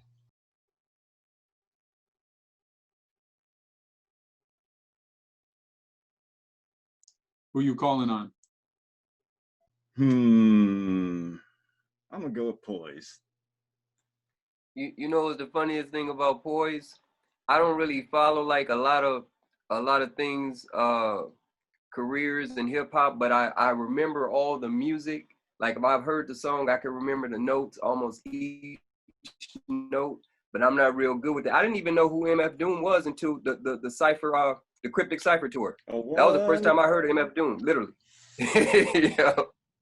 Oh, nice. Yes, sir. So I have no idea. All right, anybody want to jump in? Yeah, is it free That's for gonna be all? Operation Doomsday. Operation Doomsday, yeah. Operation Doomsday. This album right here. Yeah, that's the one. Nice. That's how it all started for the Doom saga, that is. Also want to give a shout out to Food, also one of my favorite projects ever.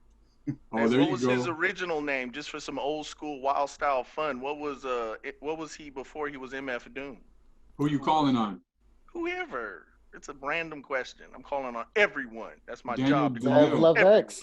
There you go. Daniel Zev Love DeMille. X. Zev Love X, Daniel DeMille.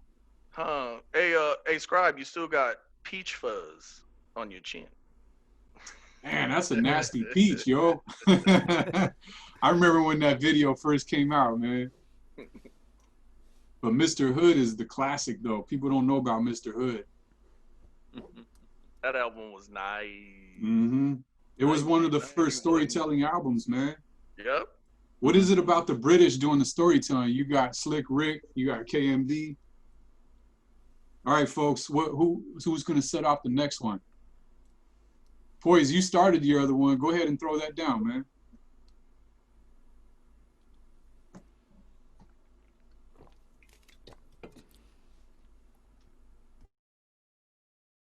Yeah, you're still muted. My bad. Name 3 main members of the LA Dream Team. There was a total of 7 throughout their career, but there was 3 main members. Wow, that was a great question. I love that. I'm so sad that I do not know that. That is I have a story amazing. about them too. Pick Herm. Yeah, y'all pick Herm. Y'all pick Herm. Rudy Pardee, Snake Puppy, and damn, I forgot the last one because the Dream Team is in the house. Yep. Yes, we're here. The Dream Team is here. Oh, ladies yes. and gentlemen. Yeah, I got 2 out of 3. I couldn't get the third one. That's good. Also, I was hoping you would mention a girl. Her name was Lisa Love. I actually met her at a dance, literally. She got killed on an airplane a few months later. Jeez. Yep. The other members were Big Bert, Robin Williams. They called him the Robin, and there was a girl named Tish Jones. Her real name was Tanisha Hill. I didn't know about her. I just read about her today.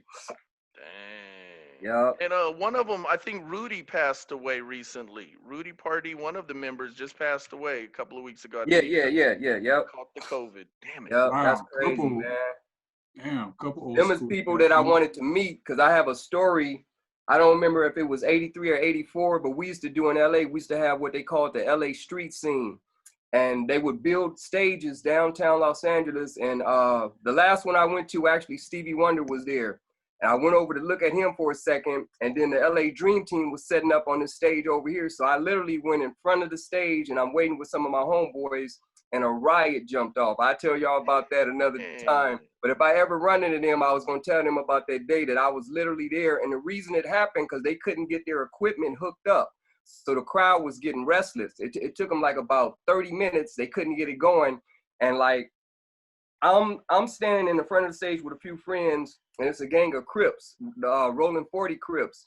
And then out of the blue, about literally 20 Hispanics walked up and they had red rags on their head, bro. Literally walked right up behind them. They was right behind me, and the Crips didn't even notice because they just dancing and shit. And then one of them looked like this, and it went haywire. The police was chasing us on horses with billy clubs and all types of shit.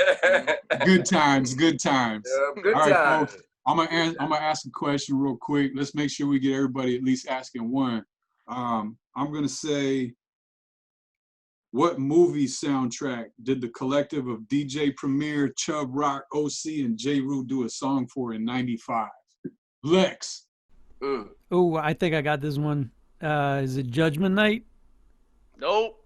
No. Pick somebody. Nope. Pick somebody. All right, Mr. Wilson. Herm. Crooklyn Dodgers. Crooklyn. Yes. I just watched that movie too. I feel so dumb. Oh, for real? Yeah, Crooklyn Dodgers. Yeah. D&D Studios too. Come on, 1995. That was 1995. Herm, ask a question since you answered it. At first I was going to go, as you can see by the regalia, I'm probably the oldest one up in here. So I was going to take it back, aside from you, Paul, but you don't count. You're starting all over again. You're 18. So I was going to take it all 80s, but from some of the questions, I don't want to take it back that far. However, so I will take it back to, I'll use a 1991 question. All right, is that okay? I know you have your categories, so it's in the category range. Let me ask you this. Can anyone tell me what group Busta Rhymes started with? And in fact, I'm not going to call somebody. Call on somebody. No, raise your hand. First person to raise their hand, I'll call on them. use the virtual raising your hand. Y'all don't have to raise. God dang. Now we're making y'all. rules. How Now am we're I making supposed to rules. do that? I'm just messing with you. Go ahead, Mr. Pillars. You had your hand up first. No, you don't count. You from New York. You know this anyway. And you was probably back in the day. All right, I'm gonna hit. No, I'm gonna go ahead, Mr. Pillars. Hit that one. Leaders of the new school. There we go. Hey, it's just another case of what? PC. Man, and teachers ain't teaching us nothing.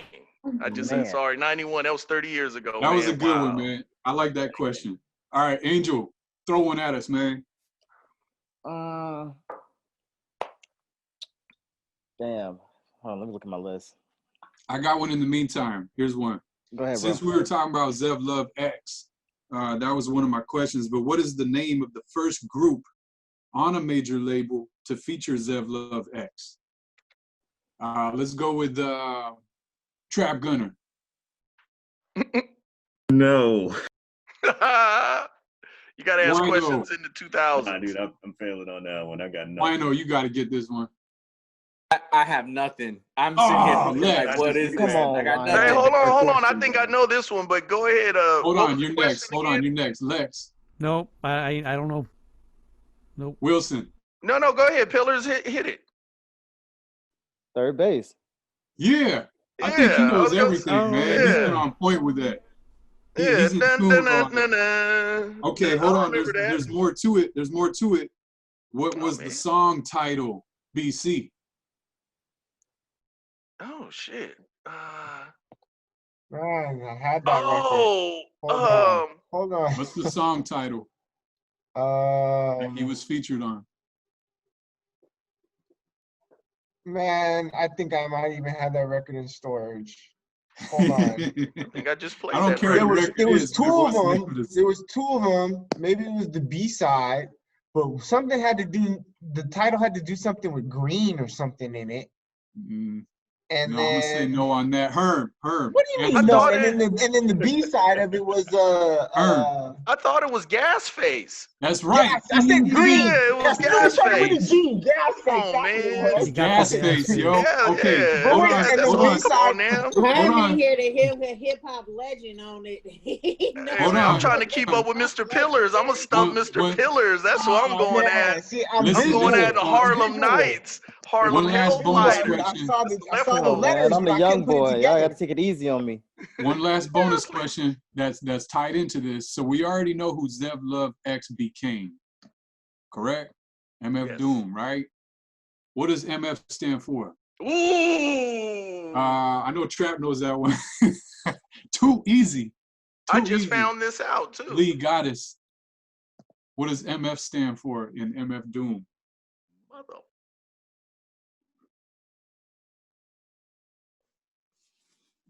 You have to admit it to the whole Yeah, I don't crowd. know. Oh, you don't know? Okay. No. Blue? Lex, I know you got this one. Let me I know you tell, got I'm this gonna one. tell Lex. y'all right now. I'm What a does MF R&B stand soul for? type of woman. No And we looking can on the talk computer, about that man. all day. Y'all got this hip hop in a bag, okay? I'm not doing too good so far. I can ask questions though. This is a better question for Esoteric. He's like an encyclopedia. I think MF. I don't know, when I listen to his music, it sounds like he's saying motherfucker all the time. So No, it's the ill one though. It's Angel, you got this. Angel. It's the ill one. Metal Face. Yeah, There Metal you Face. go. The There ill you go. one. Of It's the ill course. Trap's one. sitting there like Trap's about to slap us through the camera right now. My son said, who knows who created the song LAX? Who created the song LAX? Angel, you know that one? Scribe got his hand, Poise got his hand up. You gotta unmute yourself. The Game. No. Wasn't the Game? No. Is it what's that guy's name that he likes? Something Red? No. Fruity Red? No. Can I get a year? Can I get a year? What was that? What was that, Angel? What year was it? What? This is 90. This is in the 90s. Because I was His thinking, name start with a G. yeah, no, I might be out. Is it Guru? Oh, wow, that was a good question, yo. Damn. We should have known that. That was a real good question. The only LAX song I know from the 90s is JFK to LAX with Gangstar. Gangstar, yeah. Or All right, man. Guru, Let's get into LAX. some hip hop roots right here, folks. I was trying to split because he got to get ready for school tomorrow. He was like, "Mama, go back. I want to listen." Okay. He was trying to Hey, tell hey, me. if we're shooting out random questions, here's one from the 80s, just real quick. In what city did Q-Tip leave his wallet? El Segundo. El Segundo. Hey, man, could you wait, man? Yep. Just What some crew random ones. was KRS dissing in his record called "The Bridge Is Over"? Marley Marl. No, Fresh what Crew. crew? What crew? Oh, what crew? Yeah. Let's see. MC Shan, Marley Marl. Wait. So, I got it. I got it. What is it? I'm trying not to answer all of them. Juice Crew. Yeah. Okay. It was Juice Crew. Okay. What was the name of the song that he was responding to in dissing? The original song. South Bronx. No. No. South Bronx. It's not South The Bronx. one that started it. No. Nope. Oh, the bridge is over. Yup. The Queens. Boys. I The mean, bridge is over. The bridge is over. I was gonna say the bridge. It's The Bridge. Yup. MC Shan, The Bridge, and then The Bridge Is Over was the diss. Yeah. The bridge. Yup. And then there was The Bridge Is Over. That was one of my favorite rappers back then. All right. How This about is this one? Hold on. How about this one? Can anybody tell me the original name of the Fat Boys? Oh, I know. I used to know that too. I didn't know who that was. Man. Wow. It's the Sunburn 3. The something. The Funky Three. Yeah. Wait. The Was it the Funky Three? Close, but no cigar. You only get cigarettes. Boop, boop, it was like the Miraculous 3 or something like that. No, you're getting way off there, Mr. Campbell. You're close. It used to be a dance, but they no longer play that music anymore. It went the way of The Techno 3. Close. The Disco 3. That's right. It's the Disco 3. Disco It's the Disco 3. Oh, I didn't know that. You helped me out with that one, That man. is a horrible name. Disco 3. All right, Yeah, I folks. know. Let's switch up the category right now. I know you're going to dig this one. What does BDP stand for? Boogie Down Productions. We just talked about KRS-One. That was an easy layup. Boogie What Down. does, what does UGK stand for? Underground Kings. What does LOTUG stand for? Lords of the Underground. What is LONS? Leaders of the New School. Boop. Leaders What of the is New School. MOP? Mash out Mash Out posse. Posse. What's KMD? Oh. Kill, murder, destroy. I don't know. Wasn't it? Kill, murder, destroy. Murder, That's a good one. Destroy. That wasn't their vibe though. No, Close. not at all. It's, I know. it's kind of close, but anybody? I KMD? forgot That that sounds one. familiar. There's actually two possibilities that they got. Oh, wait a minute, man. Here you go with these old schlam questions. That's not Wiggle Slim room. He Slim. got It's wiggle just like room questions. EPMD got two options as well. No, it doesn't. Yes, it does. Eric And let's and ask the crowd. Let's ask the Paris crowd. making dough. Thank you. Making dollars. Eric and Paris Yeah. making dough. Thank you. Really, it's making Making dollars. dollars. Yeah. So two what was the options, second right? one? Me and Scribe were arguing over this one, and I said it Okay. means Eric and Parrish making dollars. Eric and The- Paris the making dollars. old version is Easy Eric and Parrish, the microphone doctor. That's the old first version. You can't prove that. Sure I can. You can't prove that. You can't All prove right. that. What is Look that up. what is DITC? Digging in the Digging in the crates. Digging in the All right, crates. this is a good one right here, folks. This is gonna stump you. How about Booyah Tribe? What does Tribe stand for? That's Uso too. Oh, I remember it on the album too. Psycho Funk. Damn it. Oh, I forgot. Damn Too LA people. Rough International. Nobody's got it? Booyah Empire. Mm. Are y'all down with the Goody Mob? Oh, wow, yeah. What does Goody Mob stand for? Take it to Atlanta. What does Goody Mob stand for? I got nada. Where's my compass? I gotta find down south.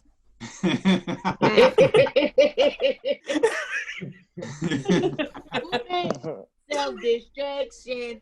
We headed for self-destruction. Oh, you brought right now. That's a trip. You know that one, Blue.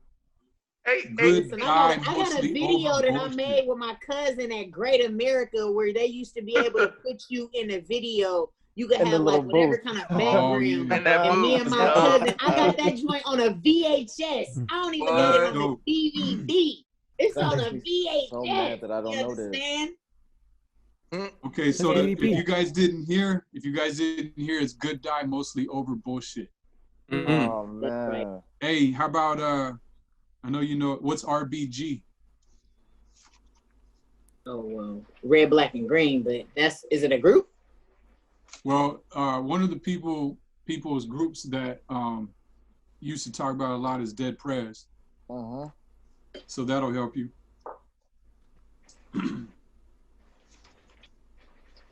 Wait, what's the letters again? What's the RBG? Dead Prez used to say RBG a lot.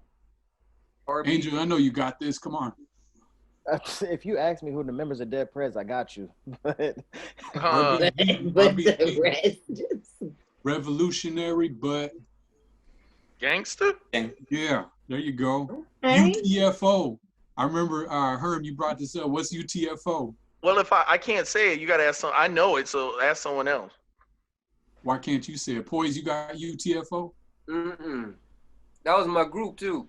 You cold wanna be with me? You know, the funny thing is we just used to call them by the letters, man. We never used to say the whole thing. Y'all right, really before my time. Hey, let's go to Schoolie D. What is PSK? Schoolie D, what's PSK? Parkside Killers. Parkside. Oh, UTFO means Untouchable Force Organization. Okay, there you go. UMCs. I never knew that one. I don't know. Nobody We got even blue cared. cheese. Nobody cared what it was. That's why, man. We just told them, hey, man, you got the new UMC album. You heard the new UMC song?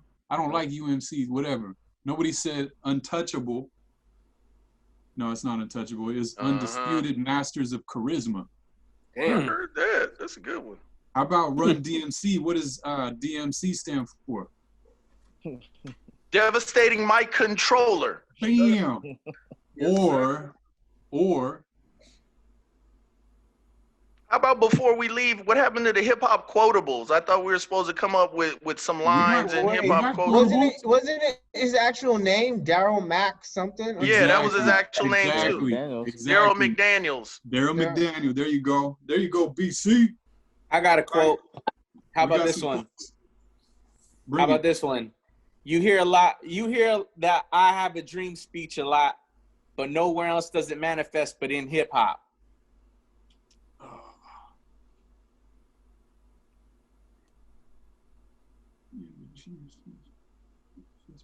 Is it a current artist?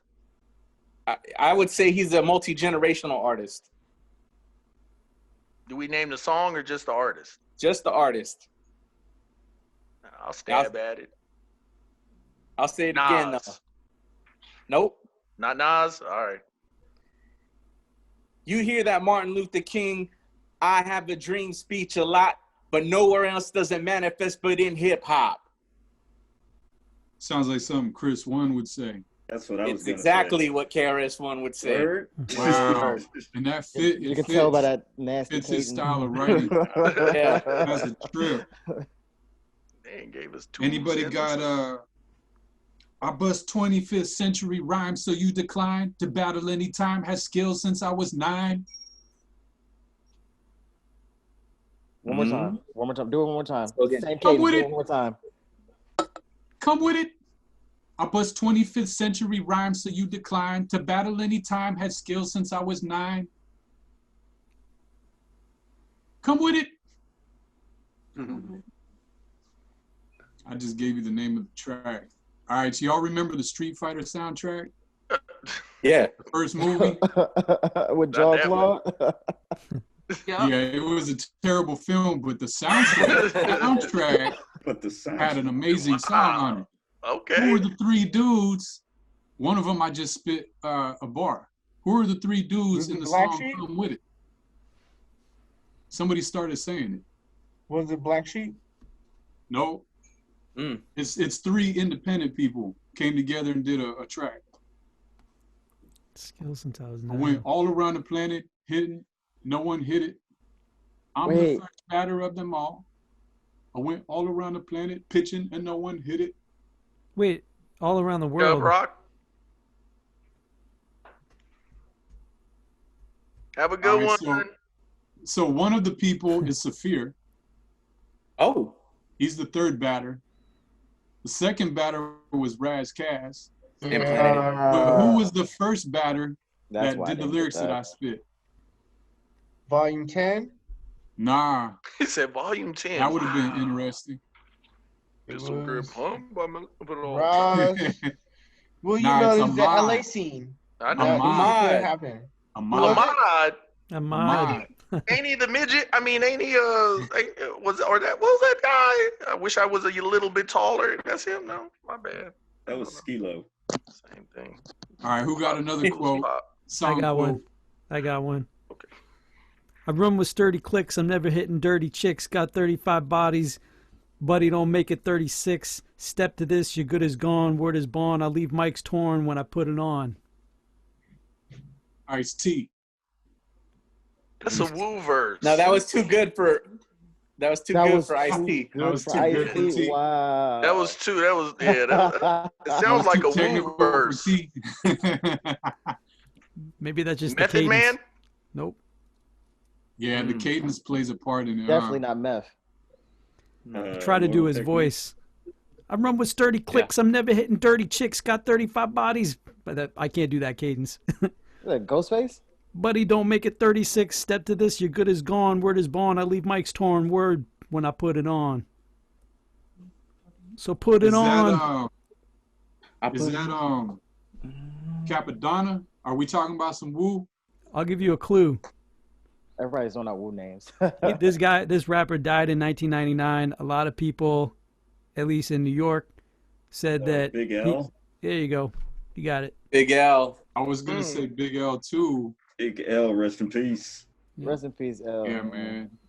Just imagine what he would be doing if he was still on the mic. He was a monster. Big L is the reason why my flow is tailored to just punches. Right. That's all I care about is punches. I don't care what you're talking about. I don't know everybody care about content. I just care about how you say it. Punchlines, wordplay, metaphor. Big L, Cam, Maze, McGruff, Huddy Six, that whole man. Let's do some ones that I know you guys can get. I was on the jock, yes indeedy. I wrote graffiti on the bus. Souls of Mischief. I was on the jock, yes indeedy. Was that? No, Far Side. Far Side. Who was the actual artist for that piece? See, out of the Far Side. It's passing me by. Atlet. Imani. It was passing me by. Not Imani. Hey, they were tight in concert. We just seen them last year. For real? Even with Fat Lip? Nah, just two of them. Trey and Fat Lip weren't there. It was Imani and the other dude. Hey, they did a nice show though. I give it to them. That's a trip. Anybody know who it was? Well, there's only two left. Yeah, the one that you didn't name. Which one was that? I forgot. Which one was that? Hootie Brown. Hootie Brown. Okay. Said I named him. He was the other one in the concert. I didn't hear you name him, man. Here, let me do an old man one, and then I gotta call it a night. Can I call it? Do an old man one. Let me do a wear a shirt and tie and run with the creeps, because it's all about money. Ain't a damn thing funny. You gotta have a con in this land of milk and honey. Oh, like a jungle man. sometimes. Yeah, there you go. Houdini? Millie Mel. He said Houdini, I should throw something at you. I should kick over your mic stand. I'm the type of dude that would bump your when you were scratching. I Oh, we doing this? We doing this? Bring it. I'll jump over the table and yank that chain right off of you. I'll take that chain and slam it with the hammer and throw you out the window. Who's that? A game of torture? I'll freaking sew your booty hole clothes and keep feeding you. Feeding you. Oh, no. Hey, here goes another one for you guys, man. Your simple words just don't move me. You're minor, we major. You're all up in the game. You don't deserve to be a player. Come on, man. I know I had Prodigy. to, I had to respect. I had to respect and put them out there. I was just making sure you guys had some. 2 years ago, ladies and gentlemen, rhymes.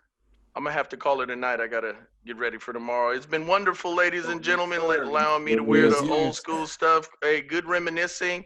Hope to see y'all. Hopefully, it won't take a year to see everyone. We'll get you on the let's next stay connected. Most definitely. Let's stay connected. Enjoy. Have a good one. Good night, y'all. You too, brother. Thank you. Good night. Good night. See you soon. Hey. All right, folks. Anybody got some last ones to throw in? We ain't done yet, man. Let's roll out to the rest of the time because we've been waiting for this one. Listen, I got a random one, but I like to throw random ones out there that have nothing to do with rap. You know what I'm saying? All right. Definition of a word, slang word. What is a heaven in graffiti? No.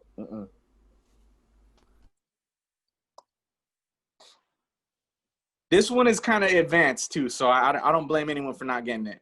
Can you tell us like the geographical location? A blank train? I could use it in a sentence. Hey yo, I found a sick heaven off the overpass last night. Let's toss a throw up in there tonight. Oh, it's a train. Here's the definition of a heaven. A heaven is a tag or artwork in a place that is extremely difficult to get to. An artist that manages to put one up gains a lot of respect from all other writers because of its placement alone. So that would be like, when you hear about graffiti artists dying because they fell off like an overpass or they're rappelling like they're on some MI6. You know what I'm saying? Yeah. That's them getting heavens. I think some of the most popular artists that have done some amazing work in that field have been like Saber, some other cats that are just like, any cat that you probably know of in graffiti has probably done this. Probably even a Banksy. You can probably look at Banksy's work as well and find it in crazy spots like that as well. Right. So street art graffiti. Big props for the ones who do some crazy spots, man. We had a homie back in San Diego that did this one. It was off the side of the freeway, and it was just a pole, but the pole was at the top of it was one of those signs that you pay for, on the side of a freeway. But I have never seen a sign that tall. This thing was like stupid tall, man. And this dude went up there and painted the whole entire thing with his name. And I was just like, that's crazy. I can't imagine like what it must be like to be up there. I don't know if he had some kind of harnesses or what, man, but that was hella dangerous. So I know what you're saying, man. That's ill. Hey, folks, where's the origin of done? Where'd that come from? Queens, man. Queensbridge. Right. But why is it done? Why they say done? I want to know this, actually. There's a speculation. It's a rumor it's backed someone, by a fact, but it's a speculation. Someone had a lisp and couldn't say son. It was So Prodigy's homie. Prodigy's being homie. done. Yeah, he said done because he couldn't say son, and it actually took off. But there's word that Nas said in that hood, it was already like it was like a word already. So I don't know. I mean, it makes a lot of sense. The dude, Prodigy Mans, who made that up is the same dude that knocked Nas out on the roof. Oh, for real? Yep. Oh, wow. Damn. You know what's trip about Nas is he lost a battle too over his name and never got rid of his name. He kept it. So that was like one of the things that you don't do. I don't know how he got away with that one. What's even crazy? Never mind. I'm not gonna do the Nas. So when someone says "done, son," they're just saying "son" twice. Yes. Exactly what is happening. Possibly. So they started. You know how like everyone says, "Oh, that's for real." Nowadays. Yeah. So they've basically been doing that since then. Because even before it was done, son, it was still done. Like it was still doubled up. Yeah. Yo. What was that? I don't know, man. You know what? I spent a lot of time in Brooklyn, Yeah. And tell you the truth, I think there's a lot of layover from the islanders. You know, there's a lot of different islanders there. There's, you know, Haitians, Jamaicans, Trinidadians. Yeah. And I think there's a little splash over from the island music. And really, I remember Fool saying, "Be like, I done the Fool." You know what I mean? Like he ended, but he go, you know, he might kill him. You know what I mean? And then the Brooklyn niggas started saying, "Be like, yo, done, yo, son, I'm gonna done that nigga. Like, boom, I'm gonna murk that nigga. Yo, you gonna get Jake." You know what I'm saying? And then I would hear this, and then I just feel like there was a lot of splash over there just from cultural things going on there. You know. That makes a lot of sense, man. It makes a lot of sense. Etymology with the way people were pronounced from different. I heard my homie told me about that too. Some of the languages and words that, or not languages, but the words that we say and how we say them are based on what tribe you came from in the past. You know, one of the key words that was brought into that research was the word axe. Instead of ask, it was axe. And they said it's based on how people speak and how they use their words phonetically before they came into the English. So I thought that was interesting. Can I say something about ask? Yeah. I work with people that are actually, you know, have high levels of education and they have published work in peer-reviewed journals, and I have colleagues that say things should be done to what the standard is. And I had a colleague that was actually a really good friend, and he was like one of the most like very open-minded person, and just saw the world in a pretty cool way. He was Caucasian though, and from an isolated, you know, kind of high-level thinking mindset.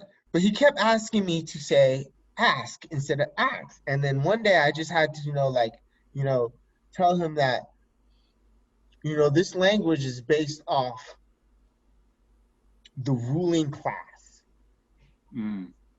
And whatever the ruling class prefers will be the style that is acceptable. And he stopped asking me to say ask after that. That's dope, man. I'm glad you put him in his place. But I didn't really want to, because he was really he's actually a really cool person. We were always having really nice conversations, but sometimes they're not understanding. Like he didn't get it. But once I told him, he got it. You know what I mean? But somebody could be so smart and just not see past that. You know? Yeah. That's dope. I like how you did that though. You handled that, man. Hey, anybody got a last one to roll out with? Wait, real quick, before anybody asks this last question, Lex says something about people rapping things on this Zoom. Is that a thing that we are going to do? Oh, the freestyle? Yes. Scrap, you know how I get down, bro. You know I love them ciphers, man. Right. I mean, yeah, well, we like can do that, man. I'm down for it. I could play you a beat. I don't know how the sync will be. Only because I'm looking at every name on the list right now. That'd be a dope posse cut if everyone links up and like want to do a verse with everybody. Music, motivation, and battling is just a hobby. It's that dick-headed bastard. Of course I be rapping cocky. Gun on Rambo, wrist on Rocky. Yeah, it's lonely at the top, but it's better than in the lobby. I ain't moving how y'all moving. All y'all really moving sloppy. You ain't hot. You just think you on fire. You Ricky Bobby. What's the point of trying to make it when everybody's a copy? Probably shaking in their boots when they meet a rapper that's godly. God bless my idols, man. They never be my rivals. If my idols turn to rivals, I gotta kill them. That's survival. See, the brain is sword, sharp as fuck. The microphone's a rifle. If you never kill the cipher, I don't trust your rapper title. See, I got my hand on the Bible because all these niggas is whack. I'm the difference between a rap dude and the nigga that raps. See, you do it for the gram and your Twitter and snaps. When I do it for the gram, I was moving them packs. So shout out to my father who taught me to get dollars, because these niggas raised to be broke like pinatas. Zoom call bars. Tell me who's hot. I'ma write till my palms are bloody like stigmata. So warn your whole village, I'm coming to kill every king. Right now the score is them nothing and me everything. I feel like they gave them nothing and me everything. I ain't just rapping to bluff, and I mean everything. So I just want that feeling of success without having to compromise, because them mainstream rappers is something I despise. I ain't trying to be somebody you idolize. I'm just trying to be a peer in all of your idols' eyes. So I'm down for the ride, little homie. Go on, knuckle up, violence on the track. Better be ready. Go on, buckle up. I'm a giant on the track. Fee, 5-4, fuck it up. Catch 22 was #1, but Angels didn't run her up. There you Oh, go. tight. And those are some bars right there. Yo, Slap about yo, put your hands in the air. Now wait a minute, put your hands back down. Might end up like Mike Brown. This ain't a Toy Story. I buzz light years ahead of crews. Spin ratchets like any tools. They put me on a pedestal. I come from a school of hard knocks, and kick kids when they down like hard knocks. Rocks this kid, tripping on wine, and I don't stop this shit. I talk so much, cats want to shut me up until I come with the mic and I gut them from the motherfucking belly to the nut, ripping out intestines and ripping them out the gut. I don't care, I'm in the cut, tripping on the wine, and when I come, it's nuts. I don't even know what I say next. Tripping on the wine, you know, I'm going flex. I step up like a Stairmaster. Fucking with the wine, when I come, it's a blaster. Like I'm KRS-One disasters coming all around me. Like I was a flood. Hit it like Katrina, fuck them all up. Never giving assistance, then y'all gonna get some resistance. WINO from the PDX, and we still out here, homie, every night we flex. Fuck 12 what they yelling, put hands up what they selling, don't really matter cause we taking it all. Taking it with no cash and then we hitting it raw cause I don't give a fuck. Tripping on the wino when they stay stuck. My freestyle so sick they all get clucked. I don't know if I'm bringing crack back when I step with this shit, but Joey Crack can't even step to wine shit, trying to pay $4,000 for a hit. And I don't give a damn when I come through quick. Everybody don't believe it till they all stuck shit. DJ, bring it back. And I'm talking about DJ Quick, take the G out the rap, like he was battling MC8 and it was never too late. The WINO homie, and I'm never gonna stay in one place. I keep moving on and on. They don't even know it. How the fuck they gonna sing my songs? I'm gonna get another stream, get another team, get another motherfucking beam. If that light hit you, motherfucker, that's the end of rap. Here we go, homie, when I rap. Don't believe it, homie. Now we clap for the best. Top kid, tripping on the wino, what the fuck I did. Try to swallow my spit and still spit like this. Yeah,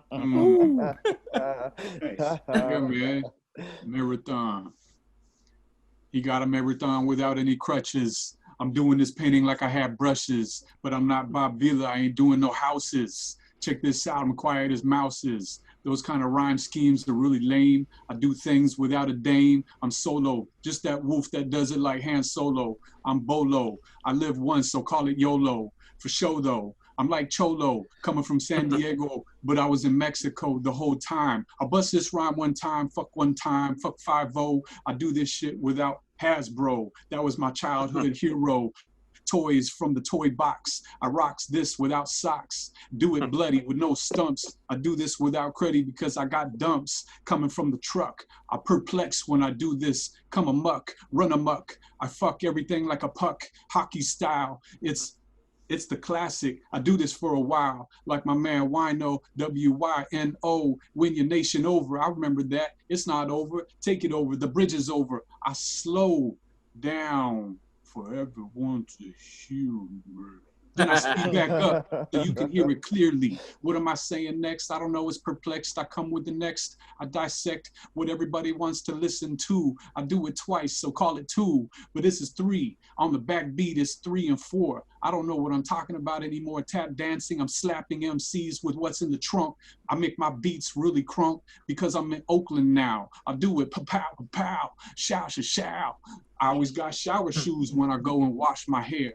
Do this one time when I stare into the camera. Don't compare because I'm like Bamera. What is that blood? I don't know, cuz Crip. Do this one time. I always mentally trip. Doing whatever I do. I got red surrounding me. How about you? I'm going to be in all kinds of slew of alphabetical orders. Talking about me, I'm out of order. Coming back in, I'm be like Sergeant Slaughter. Changing the word frame, the word game, my word name. Everybody's MCs, but I word pain. Slit you up. And that's how I end that. Just turning into a mute like Akira. Can you hear me? I'm coming a little clearer.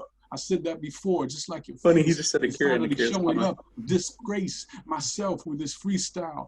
Coming off of the top, going on for a little while. But I'm going to compile my thoughts and put it all into one incision because I'm a surgeon. Do this real good because I'm a listen. Playing on your eardrum and turn it into a mathematician because I have the sum. I don't know, a rum-a-dum-dum. I make things up is how I come. Next, do this one time and one time only. See this, I am the child of the free style vision. Bruce, listen. Don't stop it, Poise or Lex. Hit it. Fucking go. Hit it. All right, I'm cheating here because I'm writing here. I'm old and Jewish, cold and bluish. Fetch me a sweater, some ink and a feather, so I can write a letter, complaining about the weather. Dear whomever, I have a vendetta against the senator and local representative. The glacier's gone. I sing this hateful song about the lakes. It's gone from the way you smog. This place is wrong. Make me want to hit the bong and spit this song. Hop to the deli like I like cheese. It's smelly. Need some pastrami to put inside my belly. Stomach spinning like Pirelli's. Get me high. Silly catch a flick with my family. Kind of really need to stay. And I need to say goodbye to Phillies, cheesesteaks, ice cream shakes, and McDonald's that meets fake cheapskates. Rather go to cheesecake and have a cheap date until the day I meet fate. Always rock a green jay. Long hair like Brutus the Barber beefcake. Hand out my rhymes like keepsakes. 21st caller, Lex Lion sweepstakes. Shots nicely spread like cheese plates all over these creeps and fakes. Oh, cheese plates. Don't make me have to paint you a ski-scape. Seascape like Bob Ross. I'm a Lexus, you a Hyundai, driving the wrong way on a one-way vacation on a Monday. Make me want to sunbathe, napping on a Sunday, hit the grind hard on Monday, nervous like gunplay. I'm gonna find a place one way, Lex Lion. I get laid like Hawaiians. I ain't lying. Stars stuck to my belt like Orion. Peace to Mayans. Starbucks sandwich melt. I'm dying. One woman leave the man. Yo, she's leaving me crying. Fine wine, eating veggie peas, dandelions. Show up to the club dressed in tatters, kick a freestyle. A gentle giant like Green Mile. You know my team's wild. We trying to get that cream, child. Never even rocking a green smile. Teacher said I wouldn't amount to a bean pile. Whatever. Trying to jam these pearls like Eddie Vedder. Rock a low sweater. Times are rough and tough like leather. If it don't get any better, might drink some Drano like, you know, in that movie Heathers. Obama's gone. Make you cry like when your mama's gone. Trump for POTUS feels like the wrongest wrong. Next to a hamster doesn't even have the longest dong. What do we do when the Civil War drama's on? Stay strong, turn into heroes like Comic-Con. Trump's a sore loser. I mean a sore wiener. Yo, watch your demeanor. We the rebellion turn his world into a hell, son. We see through him like a classroom skeleton. His lies make his politics completely irrelevant. Political bullshit, yo, I recognize the smell of it. Time to fight for a cause, not just for the hell of it. Elephant in the room, and we the violent elephant. Enough political rant, just typical slant. Political pundits, ignorant sycophants, make me sick to my pants. Typical rants from such cyclical camps. Getting musky like Eon. Hearts cold like it was Freon. And on a high note like Celine Dion. Every Russian escort needs a president to pee on. Yeah. Oh, shit. You got some lines. And on a high note like Celine Dion. Yeah. Musk like Eon. Elon. Musk like Elon. The multisyllabic is crazy. Damn, you have me dying, man. That was horrible. Next to Trump, next to the hamster. You don't have the long dong. What? What did you say? Russian escort. That's crazy. You on mute. Boys, it's on you, brother. Take off your mute. Oh, you're muted, man.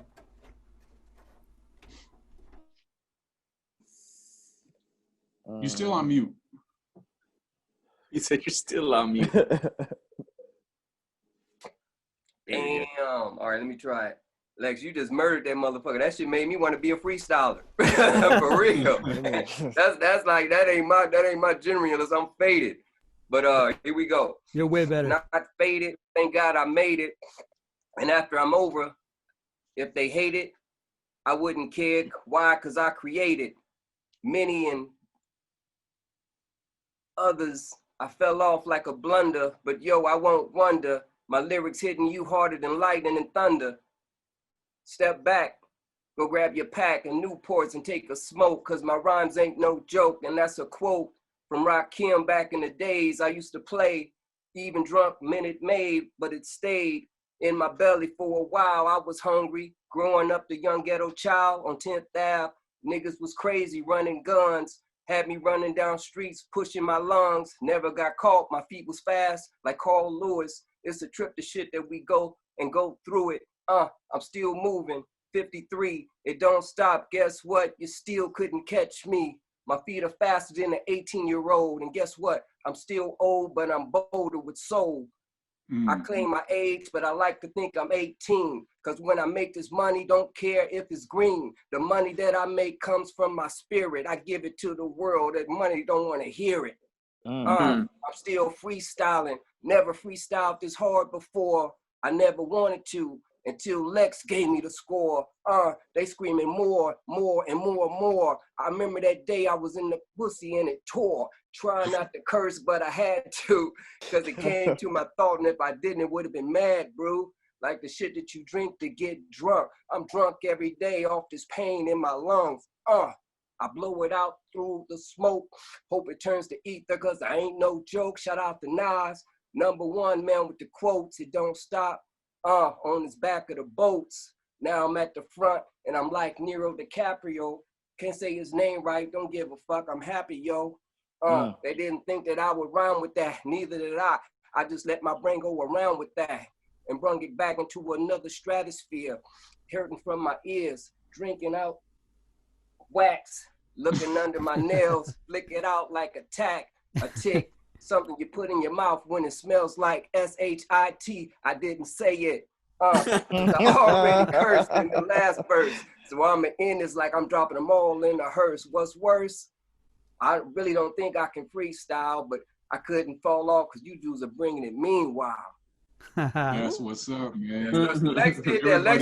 Lex made me really want to freestyle. Seriously. Yeah, no, he went off. You gave me that in. You killed that shit, bro.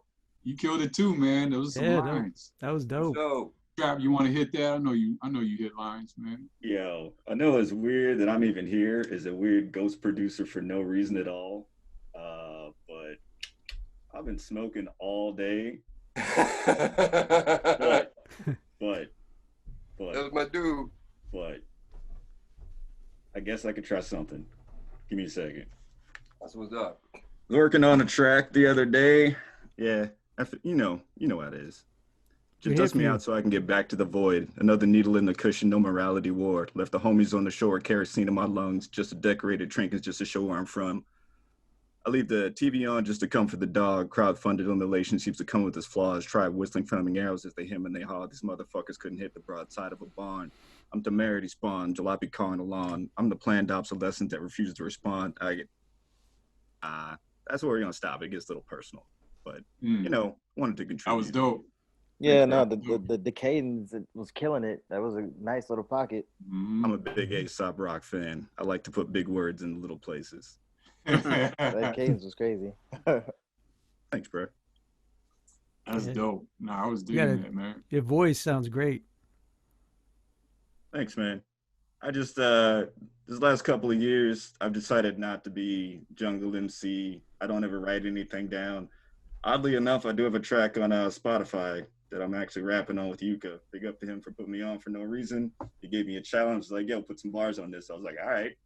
I just make beats, but apparently we can do this. I like writing.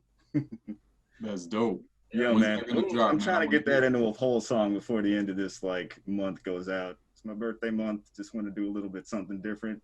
And if any one of you guys get bored, hit me up. I got beats for days, and all of them are goofy as shit. You want some weird shit? I got you. Yeah, I'll vouch. Hey, I will vouch for this brother, man. And this, I'm not one to blow smoke on nobody's ass. This is one of the baddest dudes I've ever met. He'll make a beat like literally in a couple of minutes. He was at my studio one day. He said, "Give me a subject," and I gave him a subject, and like in 2 minutes he made a track, bro. And that shit was fire. That's true. That's true. Fire, yeah. We're doing some stuff with Trap, so we'll keep you posted, man. When we're ready to drop, me, Poise, Trap, and Main Attraction been working on some stuff. Yes, sir. Yeah, maybe next time when we do this, we could send out. You could send out some instrumentals, and we could just that way everybody has it on their own system so they can rap to it. Man. I got some stuff just sitting here. I was thinking about that, but I got here a bit late, so I just been chilling in the back, listening to you guys talk, and it's been wonderful all around. Again, man. I'm glad you joined us. Wino, Lee, Angel, all of you that were up at the show. I just walked in to support my cousin. I didn't think I'd be meeting all you guys. You guys are amazing.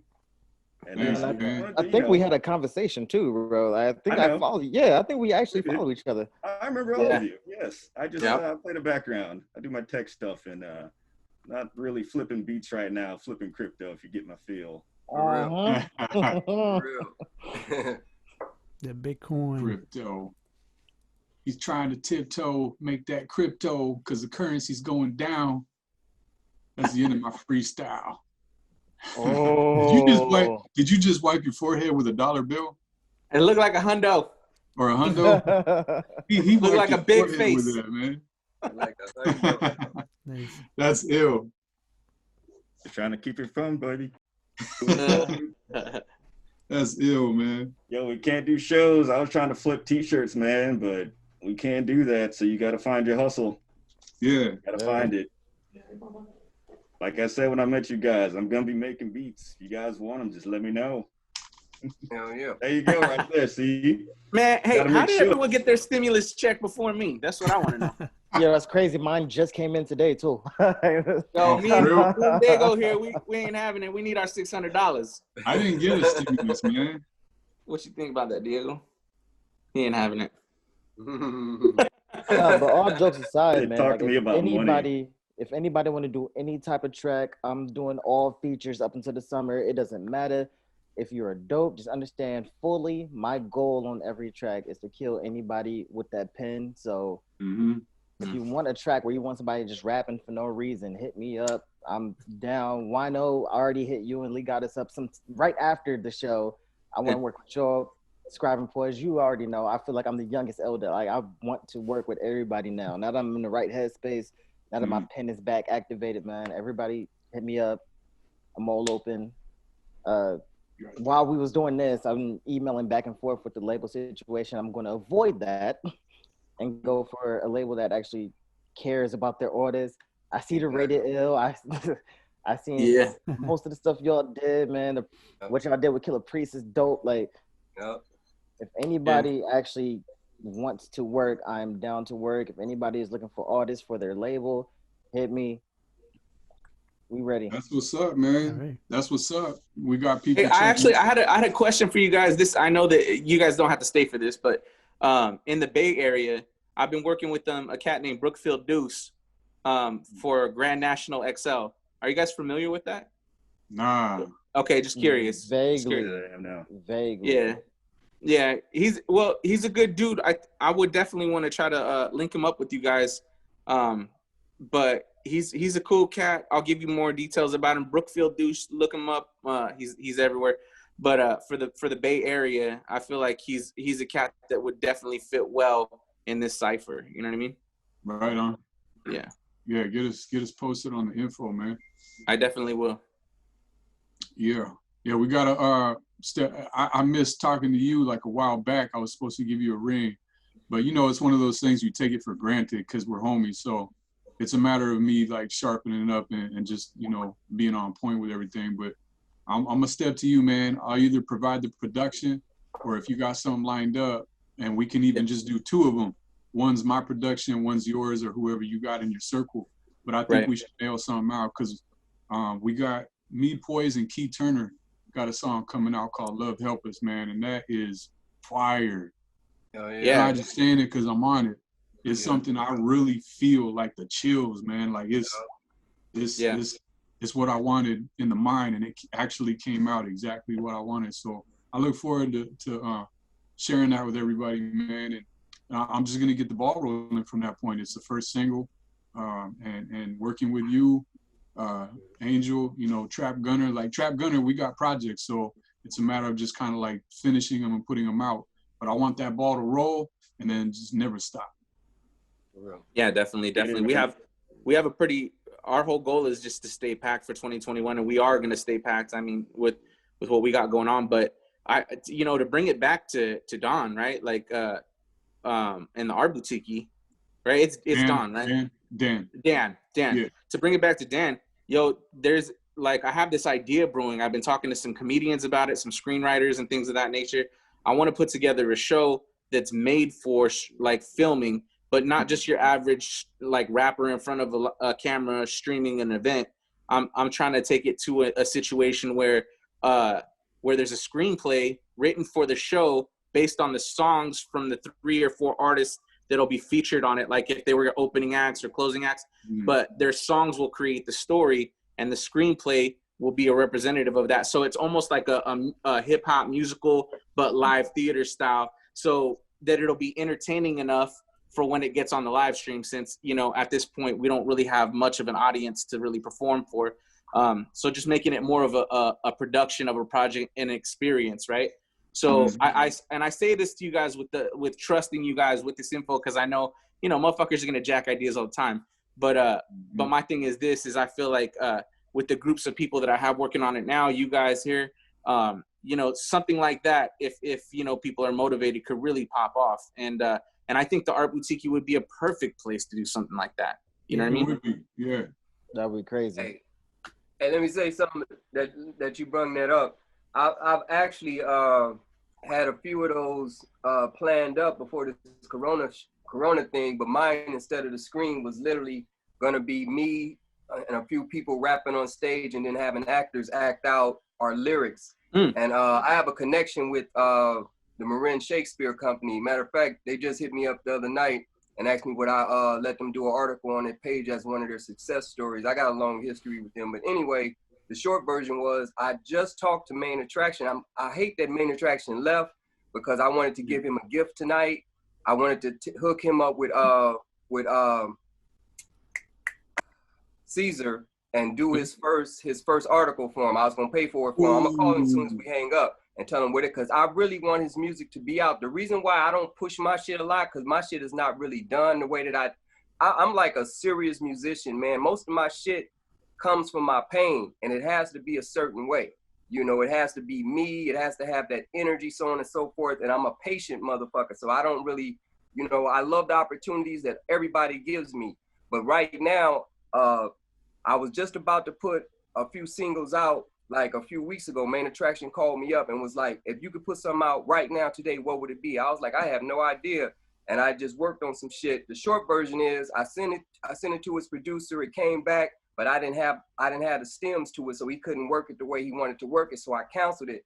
When I told Scribe was like, man, that don't make sense. We getting ready to, you know, bust out in our group. Let's just drop shit with our group, with our organization, us together. I said, yeah, that do make sense. So, but I just talked to Main Attraction a couple of weeks ago, and I said, dude, I want to push. I love all of his songs, man, because it's the passion. He has that ability. Which, he reminds me of me, bro, when I was young. And when I first heard him at this club, I couldn't believe that he was from the Bay, because he don't sound nothing like a Bay dude. He sound like somebody from the West Coast, but it was just man, you know how all of us are MCs, and you know that it's a very thin line. You have to be an MC in order to drop a conscious song and still have it hit, right? So he was dropping his conscious shit, but it was straight gangster. And I'm looking at him like, wow. And so anyway, the story was one of his songs, not No Shame, but I love that shit, man. I love the fuck out of that. But it's another one I wanted him to put out, and I told him recently. I said, dude, I want you to perform that with my hookup on stage and have them act that shit out, bro. And he was like, I'm not really into acting. I said, don't worry about that. I got all that covered. They're gonna do everything that we tell them to do. But the short version is, once again, I have a hookup for that on a bigger stage where me and Scribe performed. Look up Forest Meadows Theaters. It's a real big, beautiful stage, and it's outside, and they have props and all of that. And I hollered at Leslie recently, you know, put that in her ear once again. But that's what one of my goals is, and that goes for all of us. Like, if you guys come out here and y'all want to perform and we got that shit right, I'll set up the relationship with you, and all y'all got to do is just get there. You know, if they open to that right now, because that was the plan too. Is the goal is maybe to try to do 4 of these this year, right? Yeah. 4 of these, like so one every 3 months, to give everyone ample opportunity to kind of like figure out what they're gonna like play the character, get the character down, learn the everything that goes on with it. From even including choreography from like, you know, B-boys and B-girls, dancers and shit like that. Actually creating our own sets so that we could take it from place to place. But one of the main reasons is, and it comes back to what we were talking about in the beginning, is community. A lot of these venues are hurting and struggling. And I'm trying to just think of ways that we can utilize their space in a way that will help them in any kind of fucking way. Exactly. Right. And So maybe. Yeah, like making every single because there's a couple of venues out here in Portland that I definitely want to, you know, I want to keep alive. I know that like the Art Boutiki in the Bay is a venue I want to keep alive.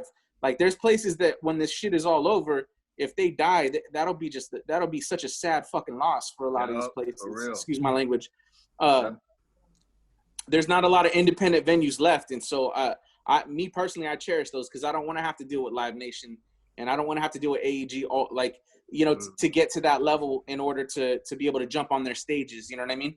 I like the fact that as local artists, we could still be headliners in these venues. You know what I mean?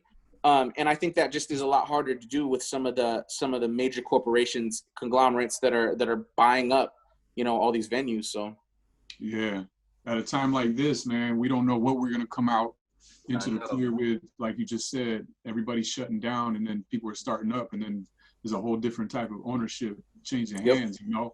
So if we lose the Art Boutiki, for example, just like there's other places that already closed down, they ain't coming back. It's gonna be a new owner, and it could be the gentrification kind of owner. It could just be someone who has nothing to do with hip hop genre. We're always gonna have it, but it's gonna have a new face. It's gonna be at that next plateau. They're not necessarily gonna go back to that classic underground scene, you know? They're gonna wanna do what's happening after a pandemic has cleared up. That's all they're going to be concerned about. So it's up to us to go out and figure that out, you know? So if we don't have Dan with the Art Boutiki at some point, that's our loss, you know? It's not just him, it's the whole entire collective of everybody who's ever went through there. Some of the top names that have been through there will vouch that place is one of their top places that they went to on their string of travels. And they're big names. You know, and they've been in all kinds of spots. The Boutiki has a rep, yo. So, and as we come full circle, going back to the Boutiki, any final last words before we part ways? Yeah, I got one last for you guys, man. Let's see if you got this one. So, first of all, I really thank everybody that's been on the show tonight. Thank you guys for hanging out a little bit longer. So to throw in one last one for actually that's not this one, it's the slang. What is industry rule number 4080 mean?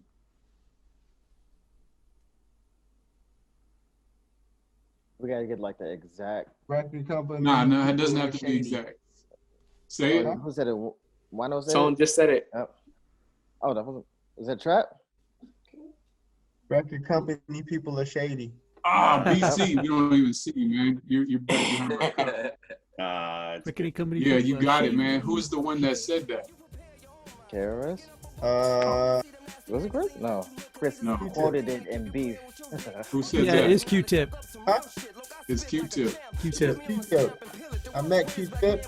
I worked on some of his solo album. His assistant was hella fine. That's all I gotta say.